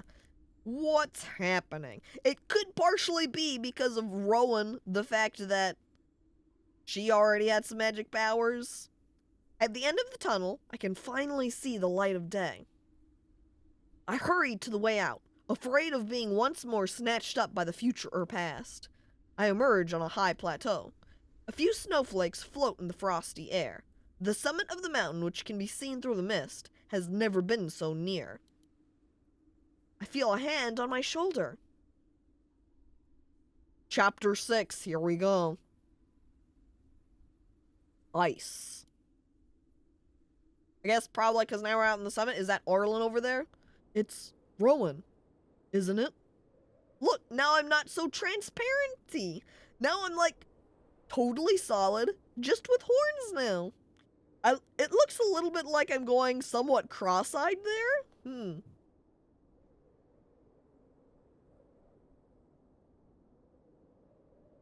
Duncan looks at me, puzzled. Lower down, behind him, Arlen also emerges from the cave. Yes. Okay, so hang on. What if we were actually all going in a sort of a loop of time, but like intersecting timelines, and this is why the Seers hate me, is because I'm changing the past from the future? In actuality, almost everybody died, or certain people die.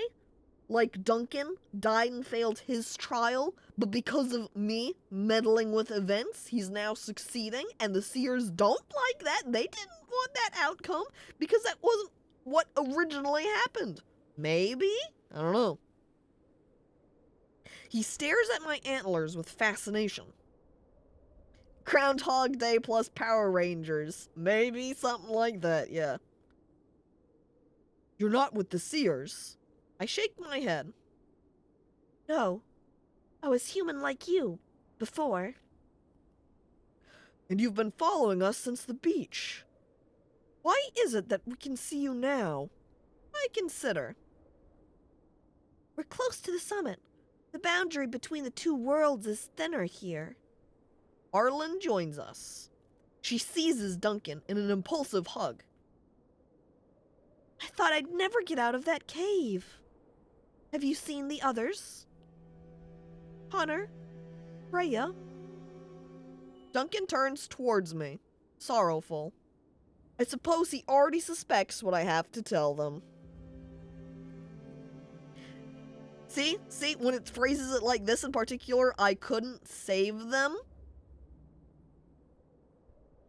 It's because I know there is one fate path where, like, everybody dies, and I went back into the past in an attempt to keep everybody from dying. So, in this timeline, I haven't succeeded in saving them.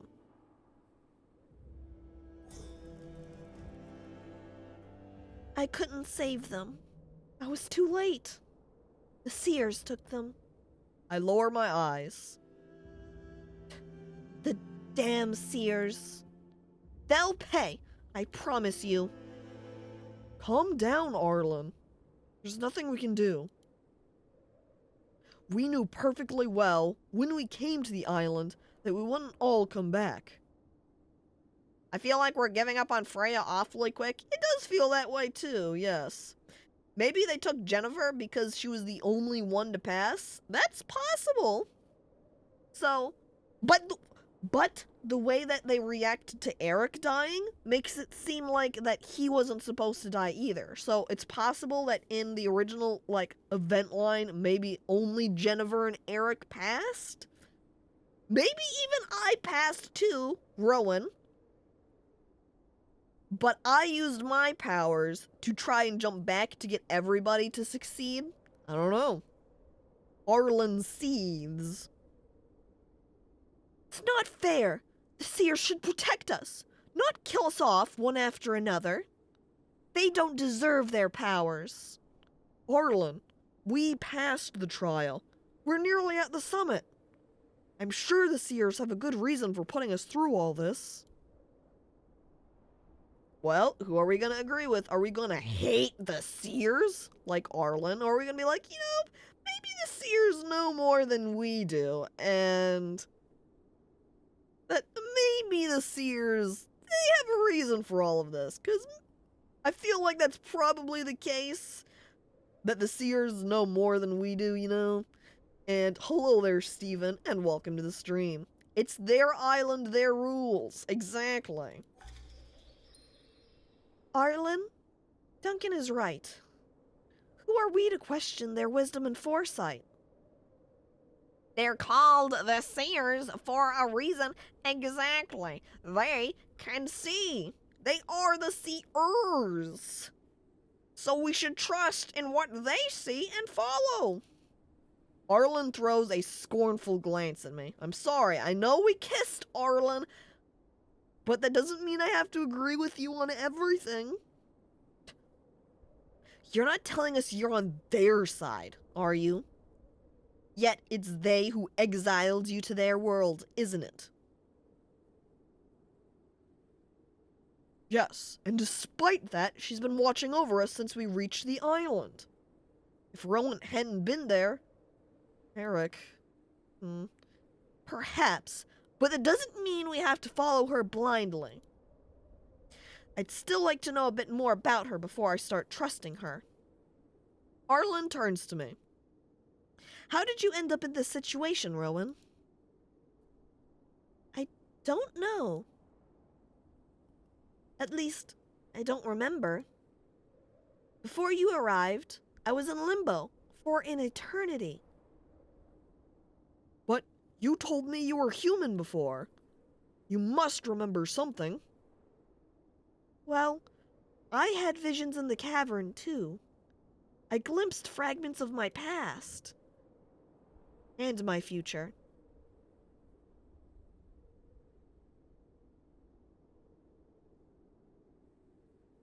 What did they show you?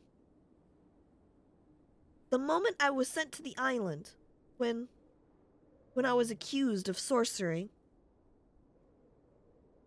You were accused of sorcery? Really? Arlen shivers. I suppose she is recalling some unpleasant scenes from her own vision. But are you a sorcerer?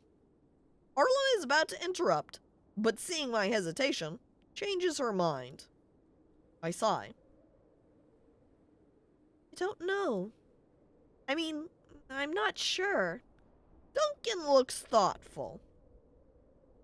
I've read works which speak of a forbidden magic which doesn't come from Seers. They were just legends. Didn't imagine it could really exist, but maybe it does, seeing as I had powers before ever, like, interacting with any Seers.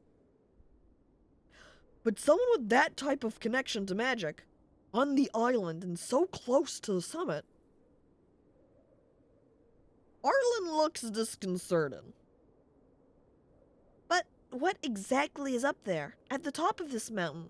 Well, if we kept going, we'd find out now, wouldn't we? What's the point in speculating? If you're just you can keep going and find out. I don't really know. I remember a few short moments, but I'm sure that I must go there, and with you. Duncan seems lost in thought. I'm not sure I understand.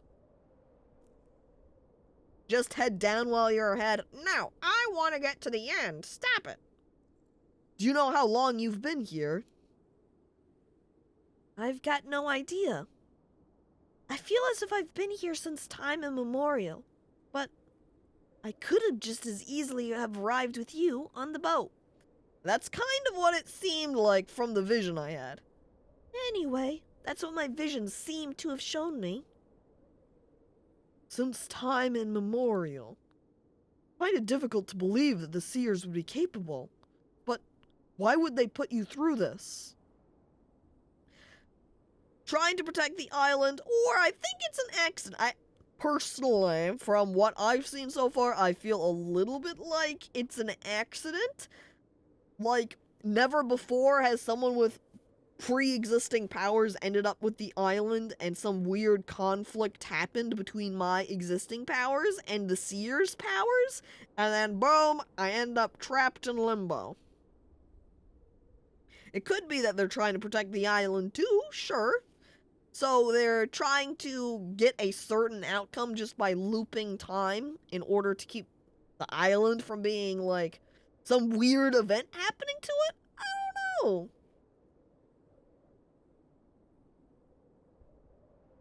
Both seem like good options, yeah, since we're not really given much information here, it makes it a little bit hard to decide between the two. Seems like also Chet is feeling the same way since no one's voting for either of the options. Let's go ahead and opt for I think it's an accident. Coin flip, pretty much. I don't claim to know their intentions, but maybe it's an accident? An accident? Duncan points at my antlers. We're on the island of the Seers. I find it difficult to believe that something so strange could really happen by accident. I guess that's true. Silly Duncan is wearing his choker on his head while he's wearing this fancy sort of neck ruff, so clearly he has to have the choker go somewhere else? But hello there, Hurt, and welcome to the stream. I have Kalo, that's fine. No, Rowan's right. The Seers seem to fear her just as much as pursue her. The Seers owe me some explanations. Excuse me, Seers. I need to know some facts. What's going on here? Or do I just be like, I don't really give a fuck. I don't know what's going on either, but honestly, I kind of just want to go home. Heck, this place, I'm going home. I mean, that can be an option too. Rowan just going, you know, I've had these powers for so long, I got these antlers on my head. You know, having some explanations wouldn't be bad, but honestly, at this point, I just want to leave. We'll do that. We'll go that. I don't know what the Seers expect of me. Honestly, at this point, I just want to go home. This is ridiculous. It felt like I've been here forever. At this point, I just want out. This place is whack. I'm tired. I forgot to turn my stove off. Hill. All that I know is that I want to get off this island. And the best way to do that is to continue on to the summit. I'm certain that the Seers will give us the answers we want. Arlen shrugs. She's not so sure. I'm not so sure, but I don't really want to turn back now. We should get going. Arlen huddles in her cape. Yeah, it kind of sucks for all of us here. We've all got completely bare shoulders, and it's all cold and snowy up here. I hope our ride is still waiting for us, that's right, because Brandon did stay down on the beach. Hope he hasn't gone anywhere. Yes, it's almost night, and we have to find shelter if we don't want to shiver through the... If we don't want to shiver through the night. If we don't want to be cold, we need to find some shelter, otherwise, brr! We're just gonna be sitting there, shivering, very cold. Darn snow. Aren't you cold? I shake my head. Oh, well. Since I emerged from the cavern, I feel much more anchored to the physical world than before, but I don't feel the wind or the cold on my skin. Hey, good to be us. No, it's been a long time since I felt cold. Or hot, for that matter. Arlen turns to Duncan. And you? Aren't you cold? No, I'm used to it. My clan's lands are high up in the peaks. I'm out in the snow so often, my skin naturally is just warm all the time. I've got a layer. It's hard to see, but if you lean in, you can see it, of just natural cold, protection built in. I specced into it, you could say. You think she has a special hat with antler holes in it? Maybe? I don't need one. That would certainly be the case. So he's got blubber, I guess? Something? Because otherwise, just, living out in the cold all the time isn't gonna make it so that you don't need anything covering your arms. As long as we keep moving, we should be okay. Still, it would be better to look forward to a good fire at the bivouac this evening. Duncan sets off up the path which snakes along the mountainside. By the time Arlen has picked up her satchel, which she had dropped at her feet, Duncan is already well ahead. Instinctively, I decide to stay with Arlen.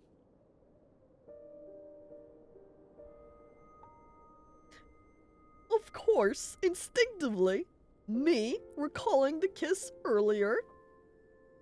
Tibetan monks can do it, why can't I? When I see how hard it is for her to lift her bag, and I put it on her shoulder, I offer my help. Do you want me to carry your bag for a while, Arlen? No, it's all right. I insist, Arlen. I'm gonna take hold of this. I insist. You don't need to carry this. Let me do it for you. You're worn out from the road. Let me help you. Arlen looks a little surprised by my insistence. Oh! Honestly, it doesn't bother me, she says, biting her lips, blushing. Fine, alright, I don't insist. Or I don't want to watch you suffer. 1, be my mule. We can vote 1 again here and be like, yes, come on. I'm here to help you out, Arlen, come on. Arlen? I don't want to watch you suffer. I look Arlen straight in the eyes. She holds my gaze and her cheeks redden. Oh, okay, if you insist. Yeah, of course I do. Mwah. Now kiss. Time to dating sim this. She holds the bag out to me. My hand brushes hers as I take the strap. Thanks. No prep. Hang on. Do you see this right here? Oh my god, she kept it anyway. When we turn back to the path to set off, I see that Duncan is already well ahead. Hi, Duncan. Hi. Look, wave to Duncan. Hi, Duncan. Now how are we supposed to kiss her, though? I believe Duncan hasn't waited for us. Or, no, I believe Duncan hasn't waited for us. Arlen cups her hands around her mouth. Duncan! Duncan stops and looks back. I'll wait for you at the top! I'll wait for you at the top! Are you sure? Will you be okay? Yes, yes, don't worry. He turns back, and I see him disappear behind a curve in the path. Don't yell, you dongus, you're on a snowy mountain. You see how he's standing right here? Just at the edge? Just suddenly, just a whole bunch of snow just falls right down, wiping him out.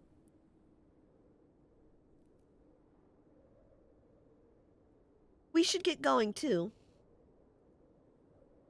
Yes, the sun is going down, and we're not about to find a sheltered place to camp here. Arlen and I set off.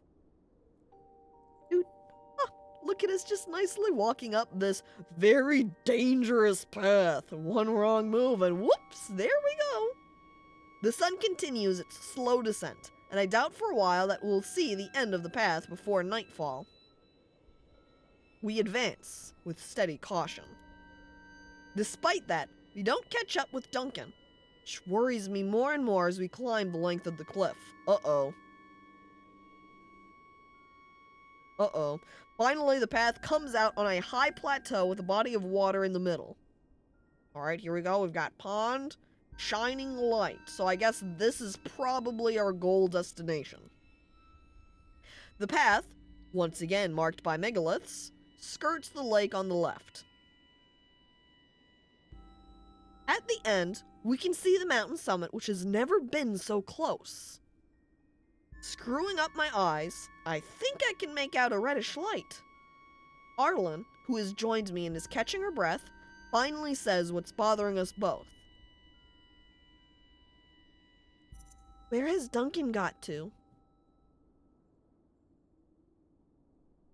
There's a frozen pond with a weird Duncan-shaped hole in it.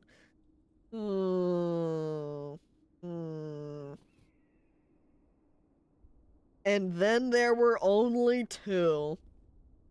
It's hard to say. He did say summit. He would meet us at the summit. I don't know if he means literally all the way at the end of the summit, or if us splitting up made it so the Seers were like, here's our opportunity, and then shoved him off the mountain even. Because they didn't seem like they wanted Duncan to succeed. So I don't know if Duncan being taken by the Seers is a good thing. But maybe we'll opt for the hopeful suggestion and say maybe he kept going. I'm gonna hope Duncan the manlet succeeds. That's right. He moves. He pushes the Seers out of his way, saying, "No, I'm not going with you. I am getting all the way to the summit. Excuse me." Would be crazy if they killed him off screen. Yeah, that would it'd kind of suck. Perhaps he's waiting for us a bit further on, sheltered from the cold. Is that next to a fire? I attempt a reassuring smile. That's true, Freya did disappear off screen, but I was also less connected to Freya. Duncan has been a little bit more major in this storyline. Really? Don't deceive yourself, Rowan. It's the Seers again, doing us another bad turn. Arlen looks me straight in the eyes with fierce, almost intimidating intensity. Rowan, from now on, we don't lose sight of each other, okay? Yeah, it seems like splitting up is a bad idea. You wouldn't be able to push away the Seers, though. They're taller than him. No, they're not. All the Seers are like tiny children. They're all too short. Rowan, if you consider her a Seer in any capacity, is the only one who's tall. All of the other Seers are tiny.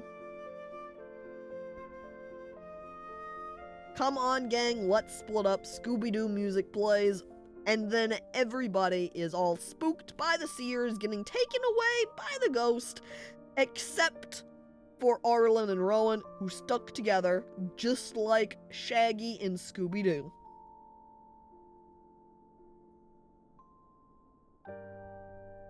I nod. Do you promise? I nod again. Yes, I promise. There have been enough tragedies on this island already without me losing you, too. Kiss. I couldn't bear it.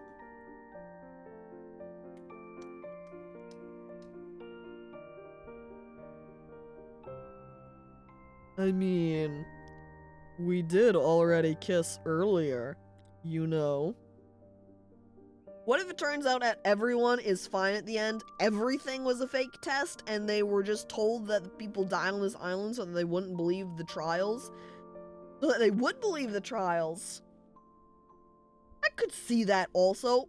What if this was actually all a trial for Rowan specifically, and all of these people don't exist?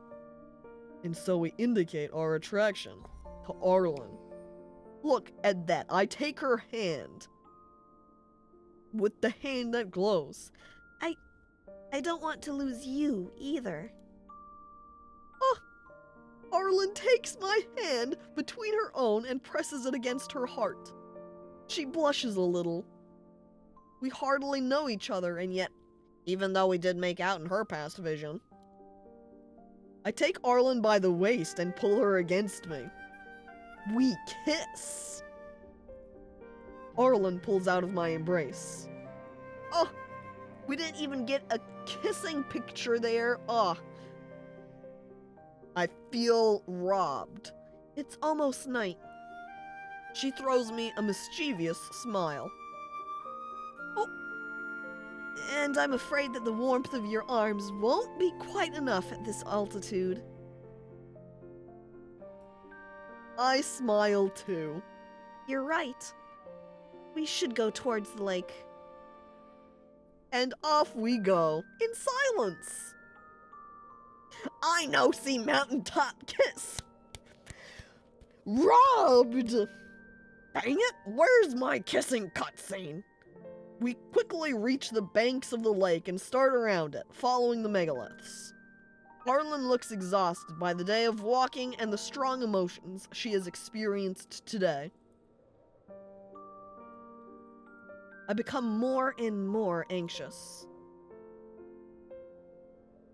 There's no trace of Duncan, and if we don't find a place to stop soon, we'll have to build a fire in the dark, on the snowy ground. And that's not exactly ideal. That seems like it'll just... Oh, hang on. That's a cave. Haha, we're gonna freeze to death up here. We laugh. Dying. Rowan? Arlen points at an opening in the rock, a bit further away, on the left, near the path.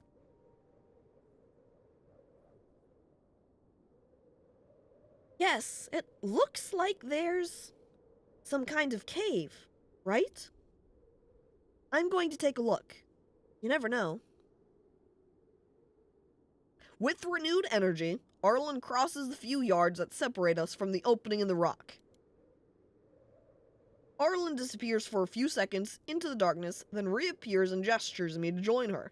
As we walk over, we walk into the cave, we shout for Duncan. Duncan, are you in here? You can hear a rumbling from the outside. Snow comes tumbling down, blocking the entrance. You are now trapped in the cave. Rip you. Why did you yell? That was a terrible idea. It's a cave, and there's even a stack of dry wood. This is awfully convenient. Stack of dry wood? That means that this cave must be used by the Seers? There's no one else here, right? Or Duncan did get here first, and he made this pile of wood. Maybe? Arlen frowns. Yes, We might risk being surprised, but do we really have a choice? I shrug. No, you're right. It's a risk we'll have to take. And so we go in and start up a fire. Arlen builds a hearth, which she lights with her firestone. In the light of the flames, we discover that the stone has been carved with interlacing curves and ancient symbols. Their meanings forever lost in time. Unless maybe you're a seer? Maybe the seers know what it says? The place must have been a refuge for the craftsmen who put up the megaliths. There's even an opening in the ceiling where the smoke escapes. Aha! So it's made to be like a nice little rest stop. In a corner of the refuge, near the wood, I discovered a pile of warm clothes and a blanket. Convenient. I grab them, one for Arlen and another for myself, and I go to sit beside her. Oh. It's time to snuggle. She is checking what provisions we have left. A tiny bowl of a couple berries. Wow, how filling. It turns out there's plenty for both of us. That doesn't look like it, but sure. She holds out a handful of shelled nuts to me. Are you hungry? Surprised, I realize that I am ravenous. I slip one into my mouth, bite into it, and my palate is submerged by forgotten sensations. It's been time immemorial since I remember eating. Oh, man.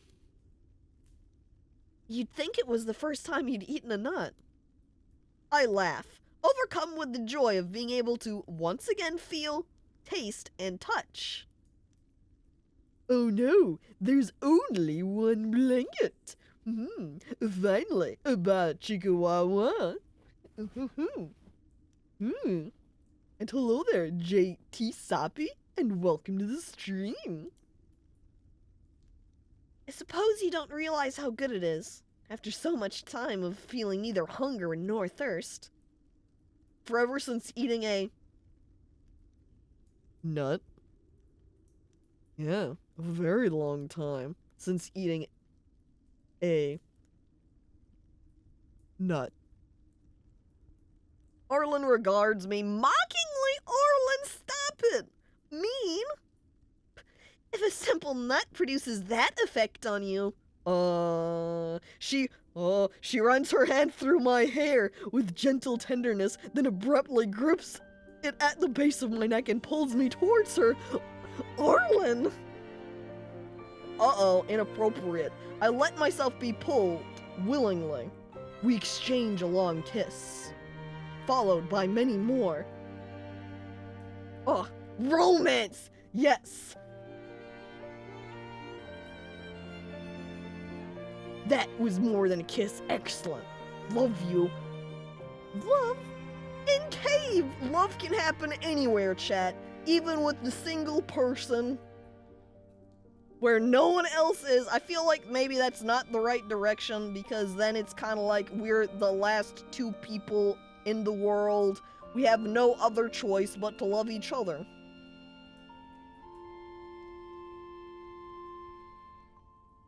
It was a fast scene. It was tasteful. That's why.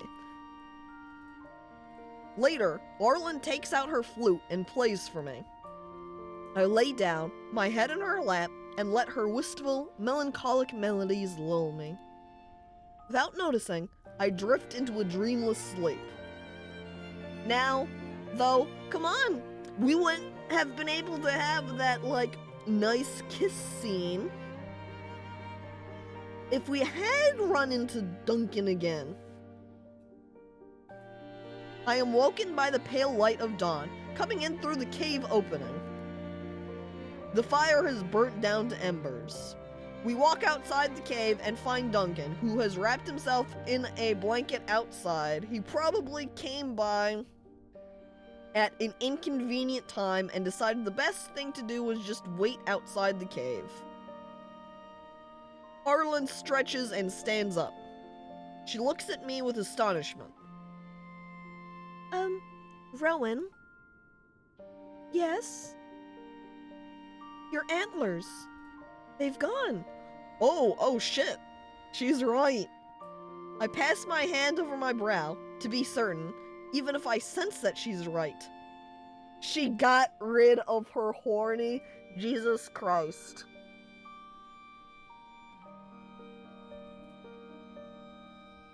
God damn it. There are only 2 small bumps where my antlers were, and my hair must hide those. Does that mean you're human again? I shrug. Maybe? I don't know. I can feel the chill coming from the entry and the warmth of the fire a little, but not as much as I should. Love broke the curse. Yup, maybe. Does that mean you'll be able to leave the island? I have no idea. I don't think the Seers will let me leave, just like that. Arlen's face hardens. We'll soon know. We're almost at the summit. If we don't dawdle, we should be able to reach it before night. I wonder, seeing as we kind of paired ourselves up with Arlen here, if we had made certain other choices along the path, in particular, kind of how we went along here, if Duncan could have been a sort of romantic option instead. Or even by extension, if we could have essentially been romancing any of the people and we've just ended up with Arlen because of our choices. Yes, we've half a day's walk left, at most. We should gather our strength and get going. Romance all the people at once. Oh yeah. Oh my god. Hello there, Veneer, and welcome to the stream, the romance stream surprise. We share out what's left of the provisions and breakfast in silence. I scatter the cinders of the fire while Arlen folds the blankets. She takes some of the dried fruits we have left and folds them in a cloth, which she leaves in plain sight near the entrance. I suppose she's still hoping that Duncan is alive. Somewhere. Yeah, I kinda do too, Arlen. Then we come out of the cave, the biting cold hits us. Wow, my skin is like super blue. Are we sure that I'm not already frostbitten myself? I repress a shiver. We set off. The pale mountain sun reflects on the iridescent waters of the lake. We walk a long while in silence. The plateau is protected from the wind by the mountain peaks and seem to have no animal life at all. The surrounding silence is almost total, giving me the unpleasant sensation of being an intruder come to profane a sacred place. The way continues, from one megalith to the next until the other shore. Then the path branches towards the summit, taking a sinuous route up the length of the slope. Arlen stops to catch her breath. This picture makes it look like she's looking at, like, us, chat. Arlen peeks over her shoulder and says, "Thanks for the help, wink." She glares at the summit. High above, the colored mark that we could barely see in the distance last night is now clear and distinct. Do you know what that is, up there? That red patch at the summit? It's the flame tree. The flame tree? I look down, trying to better recall my visions in the cavern. It marks the door to the world of the Seers and the source of their magic. The source of their magic? What if we chop it down? Or you don't see it on fire? You know, I read that at first. It was like, don't set it on fire. And I'm like, what if we do? Arlen looks thoughtful. I can read her thoughts in her eyes, like an open book. Arlen, I don't know if the magic of the Seers can be stolen. But you said the tree is the source, Arlen says, recalling the fire powers she used on the village. If their magic is contained in the tree, we must be able to take it, right? They shouldn't have the power of life and death over us. Oh. Are we going to consider the possibility of stealing the seer magic? Why fuck with magic? You saw Arlen burning down her village, right? That's why you fuck with magic, because then you too can commit arson as you please. Man must take the power for themselves. Man make fire. If this is all really a test, then trying to steal the prize is probably not a good idea, but we're going to try anyway, and you can't stop us. It's worth a try. The Seers have too much power over us. Things have to change. Arlen looks determined. Maybe if we were with Duncan, we would say, nah, we'll leave it. So, we know what we need to do. I nod. Praise above gods! That's right. We set off again towards the summit. Here we go. The final chapter. Chapter 7. Where human me and antler me turn a giant hourglass, apparently. The summit. Oh, we're holding hands. Oh. Duncan probably a popsicle somewhere right now. By extension, if he was taken away by the Seers, maybe he's given the gift properly like Jennifer? Or, yeah, he could have just frozen. I don't know. We haven't seen him in a... Duncan, the final boss. Duncan didn't stop. He kept going all the way to the summit. That is entirely possible. The power of romance will protect us from our hubris. True, love conquers all, as they say. After a good 2 hours of walking, at last we reach the ledge. During the ascent, the cold has been biting ever deeper into my skin. I feel I am almost human now. Human? Again. Arlen is a few steps in front of me. I am filled by an oppressive feeling of deja vu, like a weight on my chest. Duncan didn't have any nut to eat. Definitely dead. Oh no. Duncan, if only he had a nut, then he would have been okay. Further on, the flame tree has never been so close. Seeing as I've stopped, Arlen turns back. Come on, Rowan. We're almost there. Arlen's determination is unshakable. Oh, I am submerged by an unspeakable dread. Arlen takes my hands in hers. Everything will be okay, Rowan. Are we gonna place all our confidence in her? Or are we gonna be kind of, reserved, nervous? I'm scared.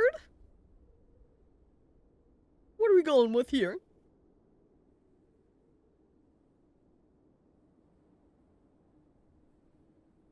Trust her strong hands, yeah.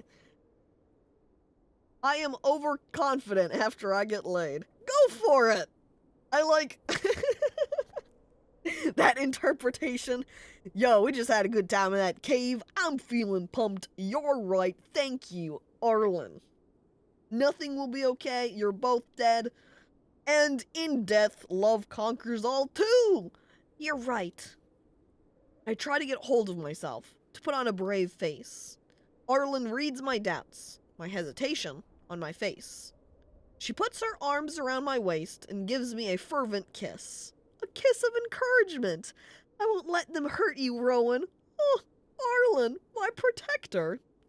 I promise. Oh my god, uh-oh. Wow. We walk at a slow but steady pace to the cromlech, which stands at the foot of the flame tree. Death flag, yeah, kind of. The eternal layer of snow, which covers the ground of the summit, stops at the stone circle, giving way to a welcoming carpet of grass. Shit, caught already.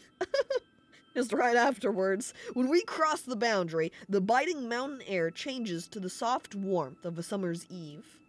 I shiver. Above us, the branches of the tree block out the sky, as if we had entered a scarlet bower. The waves of magical currents coming from the tree sparkle in the air with a metallic shimmer. On the other side of the cromlech, a group of seers watches our approach, motionless in the silent space of the between two worlds. Their ornate wooden masks once again conceal their expressions and their intent. Arlen seems oblivious to the enchantment which emanates from this place on the frontier of the worlds. She stands at the center of the circle and hails the seers. Hey, we've reached the summit. We've done what you asked of us. Give us what you promised and let us leave. The seers remain impassive, as if deaf to Arlen's scorn. The trunk of the flame tree is there, a few steps away, almost within reach. Arlen turns to me and shrugs, waiting, perhaps, for a suggestion. Oh shit.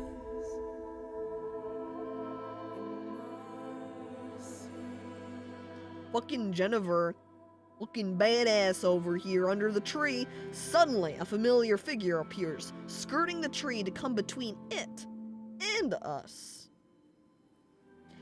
She still wears her blue dress, but her long red hair is loose, giving her a wild appearance.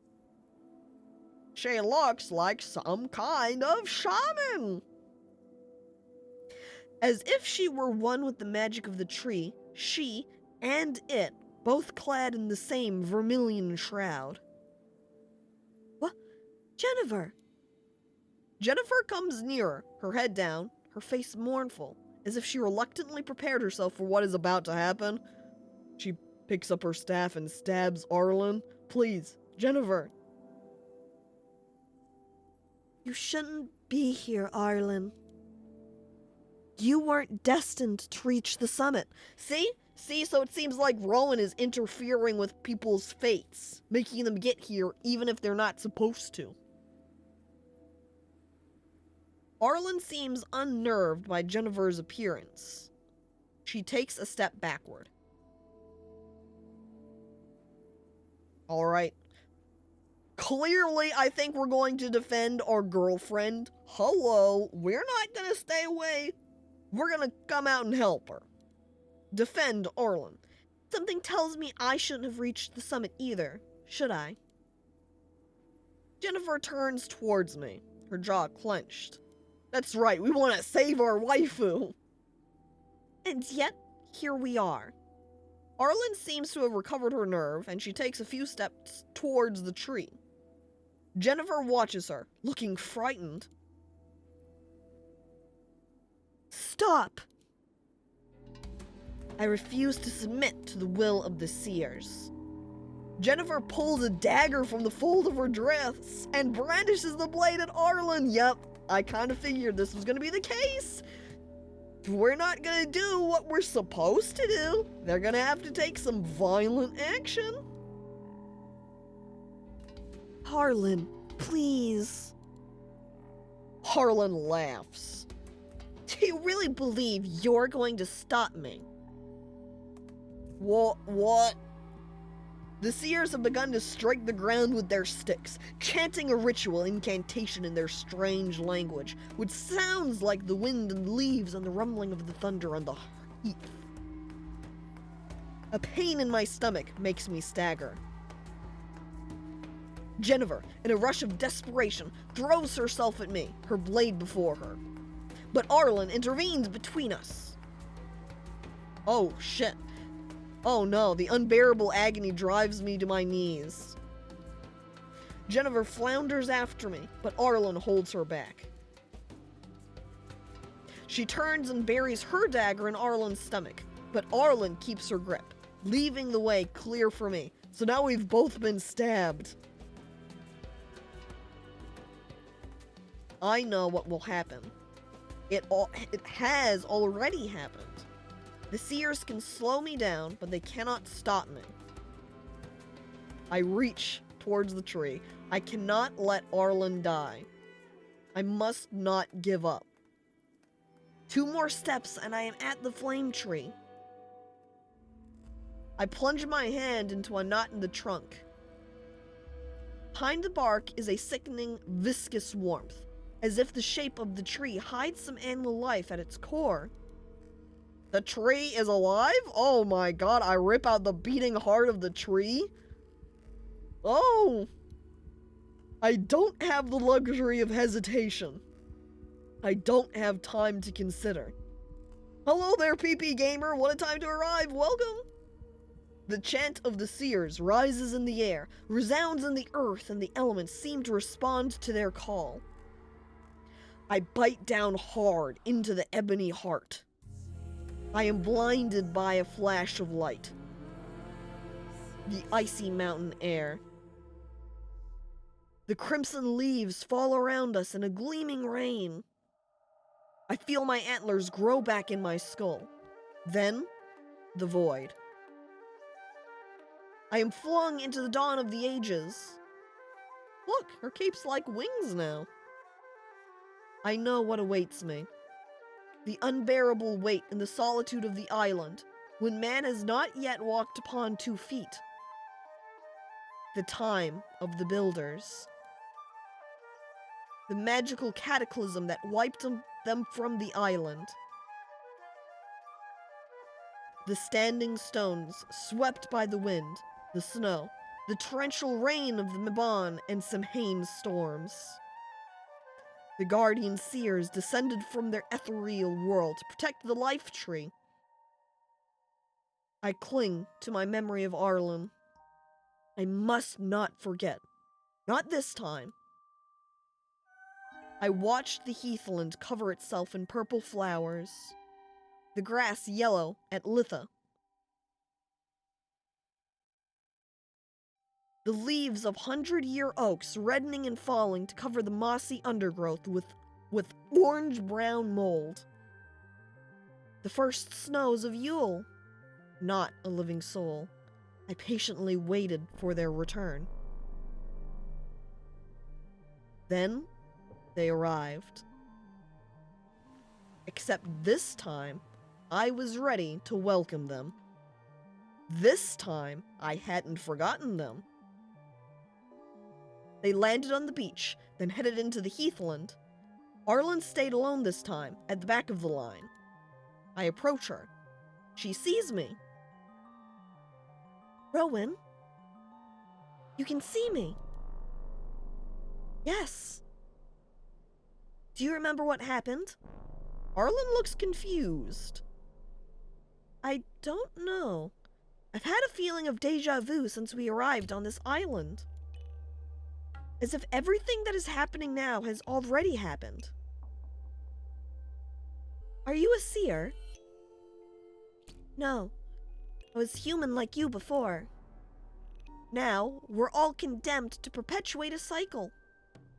And it's my fault. But this time, I know how to break it. This time, I remember.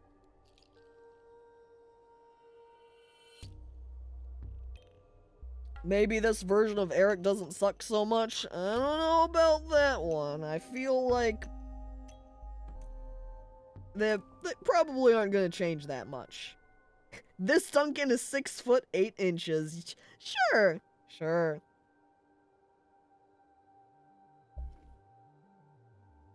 But I have no existence in the physical world. Not here, so far from the summit. Her hands pass through mine, as if passing through smooth water. Arlen is overcome. It's not your fault, Rowan. Jennifer notices that Arlen has fallen behind and turns to wait for her. Arlen gives me a knowing look before jogging to catch up with Jennifer. When the light fails, they stop for the night near the cromlech. This time, Arlen stays seated, her eyes fixed on the fire. When she is sure that the others are sleeping, she gets up and comes over to where I have stayed, watching from a distance. She gestures me to follow her to the cromlech. Startled, I follow her. I remember. The dagger. Arlen puts her hand to her stomach, as if the pain of the blade piercing her flesh had returned in her memory. Jennifer, everything is her fault, isn't it? If we stop her before she reaches the summit... I don't know, Arlen. Jennifer is the plaything of the Seers, too. We are interrupted by a light, behind me, coming from the cromlech. Arlen, I have to hide. The Seers. Arlen smiles and nods. Do what you have to do. I'll take care of the rest. The first gleams of sunrise are showing on the horizon. Tell Jennifer in her sleep. There we go. Fix everything that way. There is movement from the other side of the stone circle, coming from the camp. Jennifer is coming towards us, but seems not to see us. Arlen turns and strides into the cromlech. It is too late to flee. Without warning, everything changes. We are on a path which snakes up the side of a mountain. A thick fog surrounds us, transforming the midday sun into a pale white orb between the granite peaks. Jennifer is gone. Arlen turns to me. Rowan, what's happening? I think we're in Jennifer's trial. We hear the bleating of sheep, upwind, in the distance. We follow the path towards the sound of the flock. We arrive at a little stone house. Jennifer is sitting out front, on a small bench. She is taking care of a lamb whose fleece is blood-stained on the flank. Jennifer watches us arrive. She smiles sadly at us. Uh-oh. Is this lamb doomed, or did she help it? This is the day that my husband and my daughter went to the market. When they returned, they were feverish. 2 days later, they were dead. With gentle movements, she takes the long dagger which rests on the bench next to her. And, without a pause, she slits this lamb's throat. The animal flails for a few seconds, frantic, before collapsing on its side. Oh! It, too, was destined to die. Oh, Jennifer, implying here, was destined to die. She's like, Arlen died. Rowan, you can't save her. It's just a part of the cycle, is her implication. If somebody dies, they're just... You have to move on, she says. But no. Rowan doesn't want to see Arlen die. Is the theme that life has to be taken in these visions? That's been the case so far, is that in everyone's visions, someone has died. The cycle can suck it, break the rules, I do what I want, destiny is a sham. And what if we could change our destinies? If we had the power. Arlen clenches her fists. Rowan's right, Jennifer. Nothing is inevitable. Jennifer says nothing. She watches us, her face bleak. Everything changes. The fog surrounds us again. Jennifer is gone. We grope our way through the cloying, gray atmosphere, guided by a distant, wavering glow. Jennifer smiles as she strokes the hair of the little girl who sits on her lap. Jennifer? She seems not to hear us, immersed in this moment of withered joy. Are we just going to leave her now, or are we going to pull Jennifer out of her vision here? Continue to interfere with Jennifer's trial, or are we going to take our leave now? Seems like we're going to... We've already started interfering. Might as well go all or nothing, right? If we leave her, she can't stop us. But what if we continue to interfere, interact with her, and turn her to our side? Because if she's on our side, she won't kill us. I catch hold of Jennifer's shoulder. Jennifer? Her gaze is blank, as if we weren't there. Jennifer! I shake her harder. This isn't your child. This is an illusion. Arlen tries. Jennifer! Whoa, suddenly the child turns toward us. Oh, uh-oh. She wears a wooden mask and antlers. Arlen is shocked, but doesn't release Jennifer's shoulder. She calls to her again, without success. In a fury, Arlen changes her strategy and tries to catch the seer by the throat to tear it from Jennifer's lap.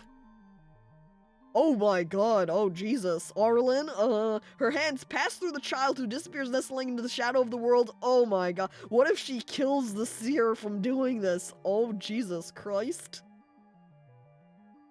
It does make it look a little bit like Majora's Mask too, yeah. Jennifer has a glimmer of clarity. She sees us both. Her empty hands drop to her thighs.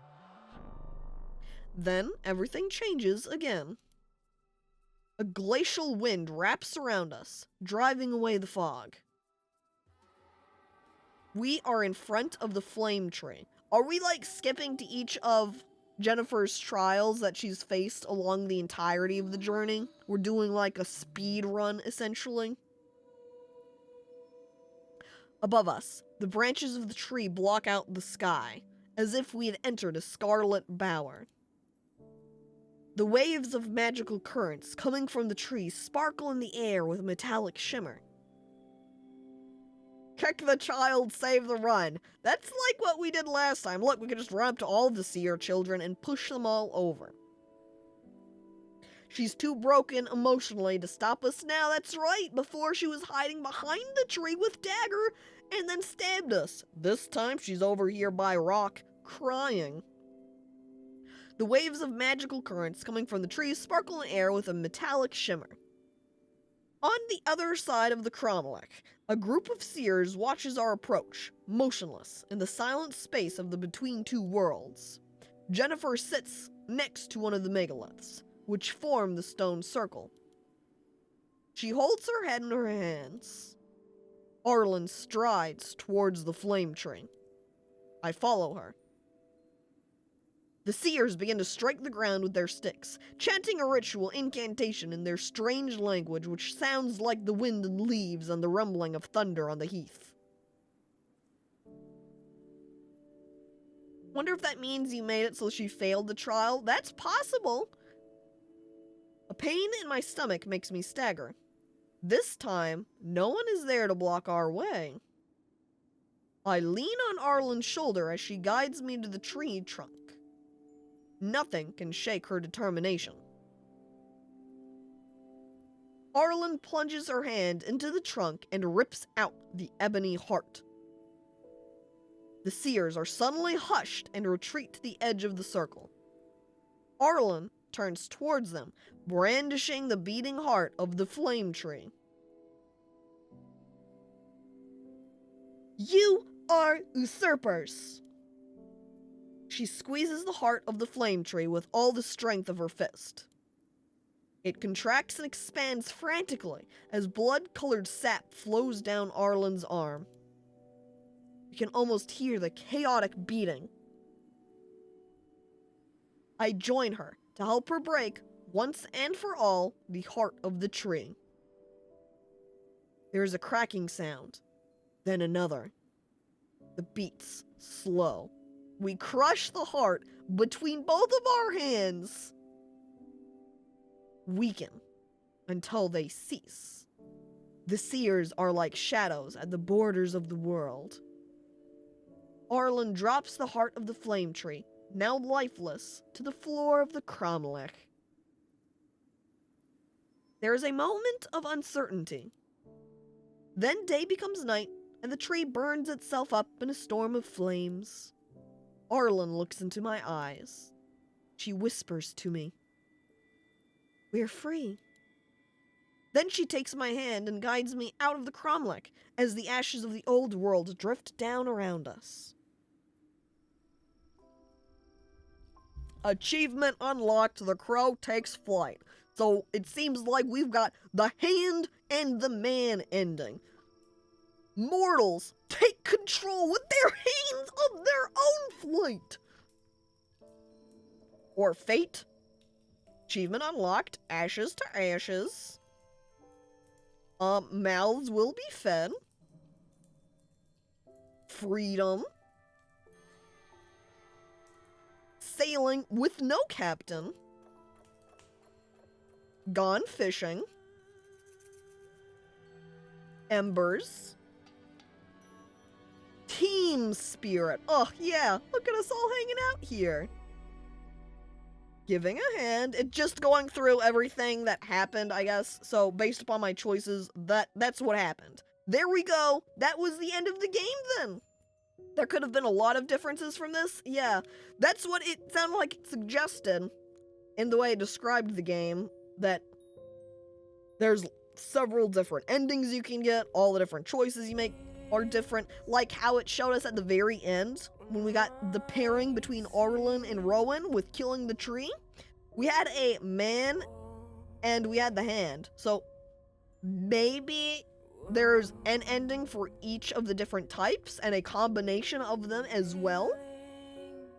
Potentially. But there we go. You had man hands. That's right. Look at my hands. They're man hands. Powerful, strong. Look out. Waha! Alright, well. That's nice that we were able to finish this time. Yeah. I wasn't sure how long it was going to take. I'm glad it didn't take 300 years. It looks like you could pick any of the people to be with. Yep, so we, just because of the choices we ended up picking, we just ended up with Arlen. But we could have ended up with anybody. Here we can see all of the achievements here. So it looks like the top in particular are the main endings. I'm probably not going to continue to leave that up though. We peeked at that there slightly. But I'm going to continue looking at that because that looked like it was going to be a little bit spoilery in terms of the endings you can get. So we'll just leave that to the side. We got our ending. So play through it again and get different ones. That was good though. I liked that. Not nearly as like cheesy, I guess is the word I'm looking for, as like the more, I don't want to be rude to them, the more anime style type choose your own adventures, especially when they have romance, they end up being a little bit more cheesy. Girls kissing is magic, I learned that. The real lesson we have learned today, chat. Magical lesbians, very cool. True magic indeed. Alright. So, Obviously, that puts us at the end of the stream here. Let me swap one side so I can kind of peek. Cool. Alright. Okay. Very cool indeed. Alright, so, thank you everybody for coming on by to watch.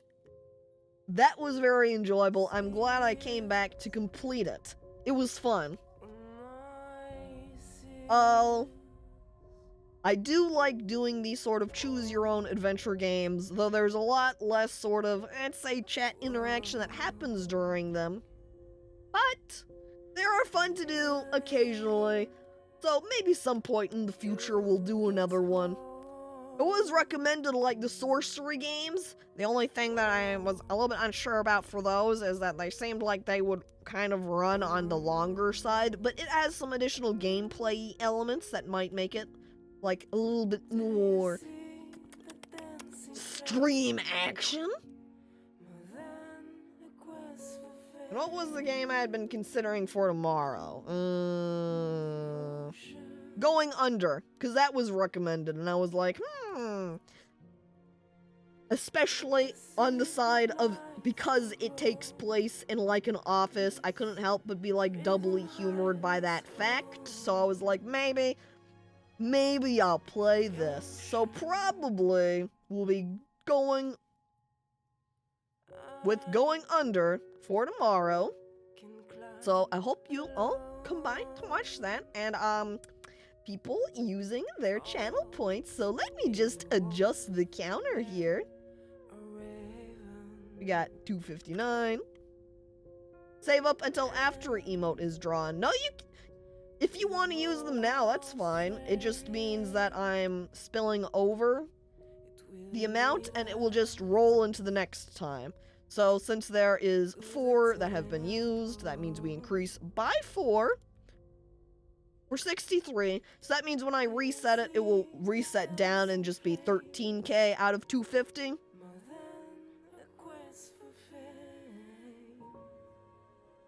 Okay, so also last days to submit for that, chat. Yes, that is also true. Today is the last day for submitting for games for chat's choice. So if there's something that you are wanting to force me to play, make sure you submit that to chat's choice in the Discord. Otherwise, the poll is going to be set up and we'll be ready for the first votes, the beginning votes, tomorrow. And that's also when, at the start of the stream, we'll go ahead and do the new emote. So, thank you for everybody for coming on by to watch. Thank you for the follow and for the resubscription. I am going and said thanks for everyone watching ×2. Thank you everybody for coming on by to watch. I am going to go ahead and raid Infernus because he is currently doing a charity stream. So,